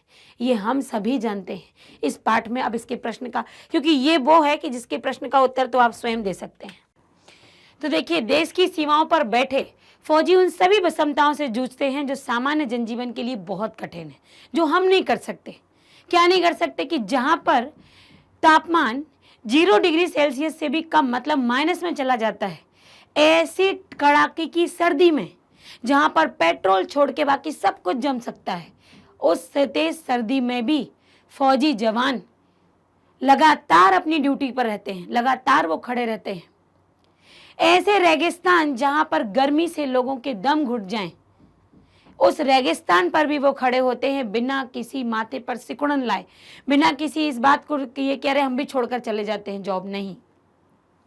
ऐसे स्थान जहां पर हमें जाना कठिन है, ऐसे गिरी कंदराओं में वो रहते हैं, अपनी ड्यूटी बजाते हैं हमारे लिए, क्योंकि हम चैन की नींद सो पाएं, इसलिए वो रात भर ऐसी परिस्थितियों में जागकर हमारे लिए उन सरहदों पर पहरा देते हैं। तो देश और देशवासियों की सुरक्षा के लिए सैनिकों के द्वारा जो ये अपना पूरा सुख, चैन और अपना जीवन समर्पित कर देते हैं, कुर्बान कर देते हैं, सचमुच वो सराहनीय है, प्रशंसनीय है। और ऐसे लोगों को तो सलूट दिल से निकलना चाहिए हर पल, क्योंकि हम जीवित हैं तो उनके कारण, आज हम स्वतंत्रता अनुभव कर रहे हैं तो उन सैनिकों के कारण, आज हम बेखट के घर से निकल जाते हैं, क्यों? क्योंकि वो वहां पर खड़े हुए हैं। हमें नहीं वो रहता है डर कि हमारे आसपास कोई ऐसा व्यक्ति ना चल रहा हो जो हमें खतरा पहुंचा दे, कोई आतंकवादी तो नहीं, क्यों? क्योंकि वो वहां पर है। तो इसीलिए हम निश्चिंत हैं, सुरक्षित हैं। दिवाली, दशहरा, होली, राखी हम सब मना लेते हैं, तो ये केवल देश के नौजवानों के कारण। अगला, उनके प्रति जो हमारा है, अब हमें उसके क्या क्या दायित्व और उनके जीवन मूल्यों के आधार पर बताना है। तो आगे का प्रश्न है, उनके प्रति हमारा दायित्व है कि हम उनका सम्मान करें, देश की निष्ठा और गौरव को अक्षुण्ण रखने वाले महारथी के रूप में उनका आदर करें, उनके और उनके परिवार के प्रति सम्मान का भाव रखें, श्रद्धा का भाव रखें, आत्मीयता का भाव रखें, सैनिकों के दूर रहते हुए भी उनके हर कार्य में सहयोगी बने, उनको अकेलेपन का एहसास ना होने दें, उन्हें निराशा से बचाएं।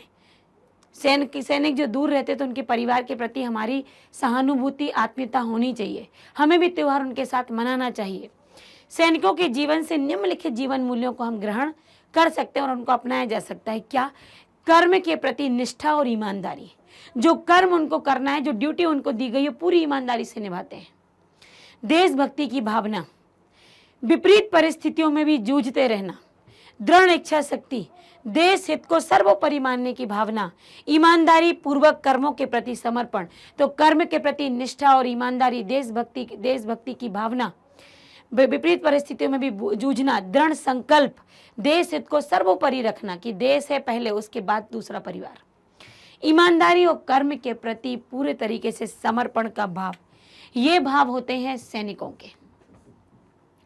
तो सैनिक के बारे में हमने जाना, प्रकृति की सुंदरता के बारे में जाना। अंत में सैनिक को क्यों लिया? क्योंकि प्रकृति की सुंदरता ही उन्हीं से है। तो सब कुछ, इतना लंबा पाठ जो हमने पढ़ा है, क्योंकि उस पाठ में प्रकृति की सुंदरता, प्रकृति कहाँ कमजोर हम उनको पढ़ने दे रहे हैं, कहाँ लोग प्रकृति को सुंदर के, किन लोगों के द्वारा प्रकृति सुंदर है, किन लोगों के द्वारा हम जीवित हैं, ये सब कुछ इस पाठ में था और हमने देखा।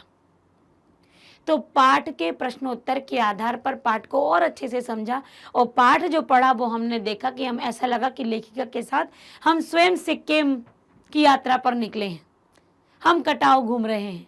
तो इतना सजीव चित्रण लेखिका ने किया है कि वो अपने साथ हमें भी लेती हुई गई है।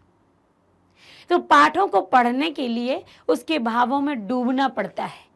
तो हम जब भी आपको पढ़ाएंगे हम तो उसमें आपको बिल्कुल डुबा देंगे, तब जाके आपको याद भी रह जाएगा। और पाठ कहानी के तौर पे याद रहेगा तो प्रश्नोत्तर तो रटने ही नहीं पड़ेंगे, क्योंकि रटाऊंगी तो बिल्कुल भी नहीं, समझना है और समझ कर ही आपको याद रह जाएगा। तो ये 2 गुण आपको मिलेगा केवल और केवल स्टेप अप एकेडमी में, यहाँ के टीचर्स के माध्यम से, कि जहाँ रटाया नहीं जाएगा, इतने प्यार से समझाया जाएगा कि आप भूलोगे ही नहीं। तो चैनल को देखते रहिएगा, विजिट कीजिएगा, क्योंकि बहुत कुछ मिलने वाला है। और केवल सारे बोर्ड तो मिलेंगे ही, मतलब केवल सारे बोर्ड ही नहीं, इसके अतिरिक्त भी जो ज्ञान आपको चाहिए है, जो आपके आस पड़ोस, आपके जो वरिष्ठ लोग आप पढ़ रहे हैं, वो सब कुछ यहाँ उपलब्ध है। आप इस पेज पर देख ही पा रहे हैं, तो विजिट कीजिए, सब कुछ मिलेगा। मुझे कहने की आवश्यकता तो नहीं पड़ेगी, क्योंकि जब हम अपनी आंखों से देखते हैं तब हम ज़्यादा अनुभव करते हैं, ज़्यादा विश्वास भी करते हैं। तो अपने विश्वास को बनाए रखिए, लेकिन पहले विजिट भी कीजिए। तो चैनल को लाइक, सब्सक्राइब और शेयर करना तो बिल्कुल मत भूलिएगा। Thank you.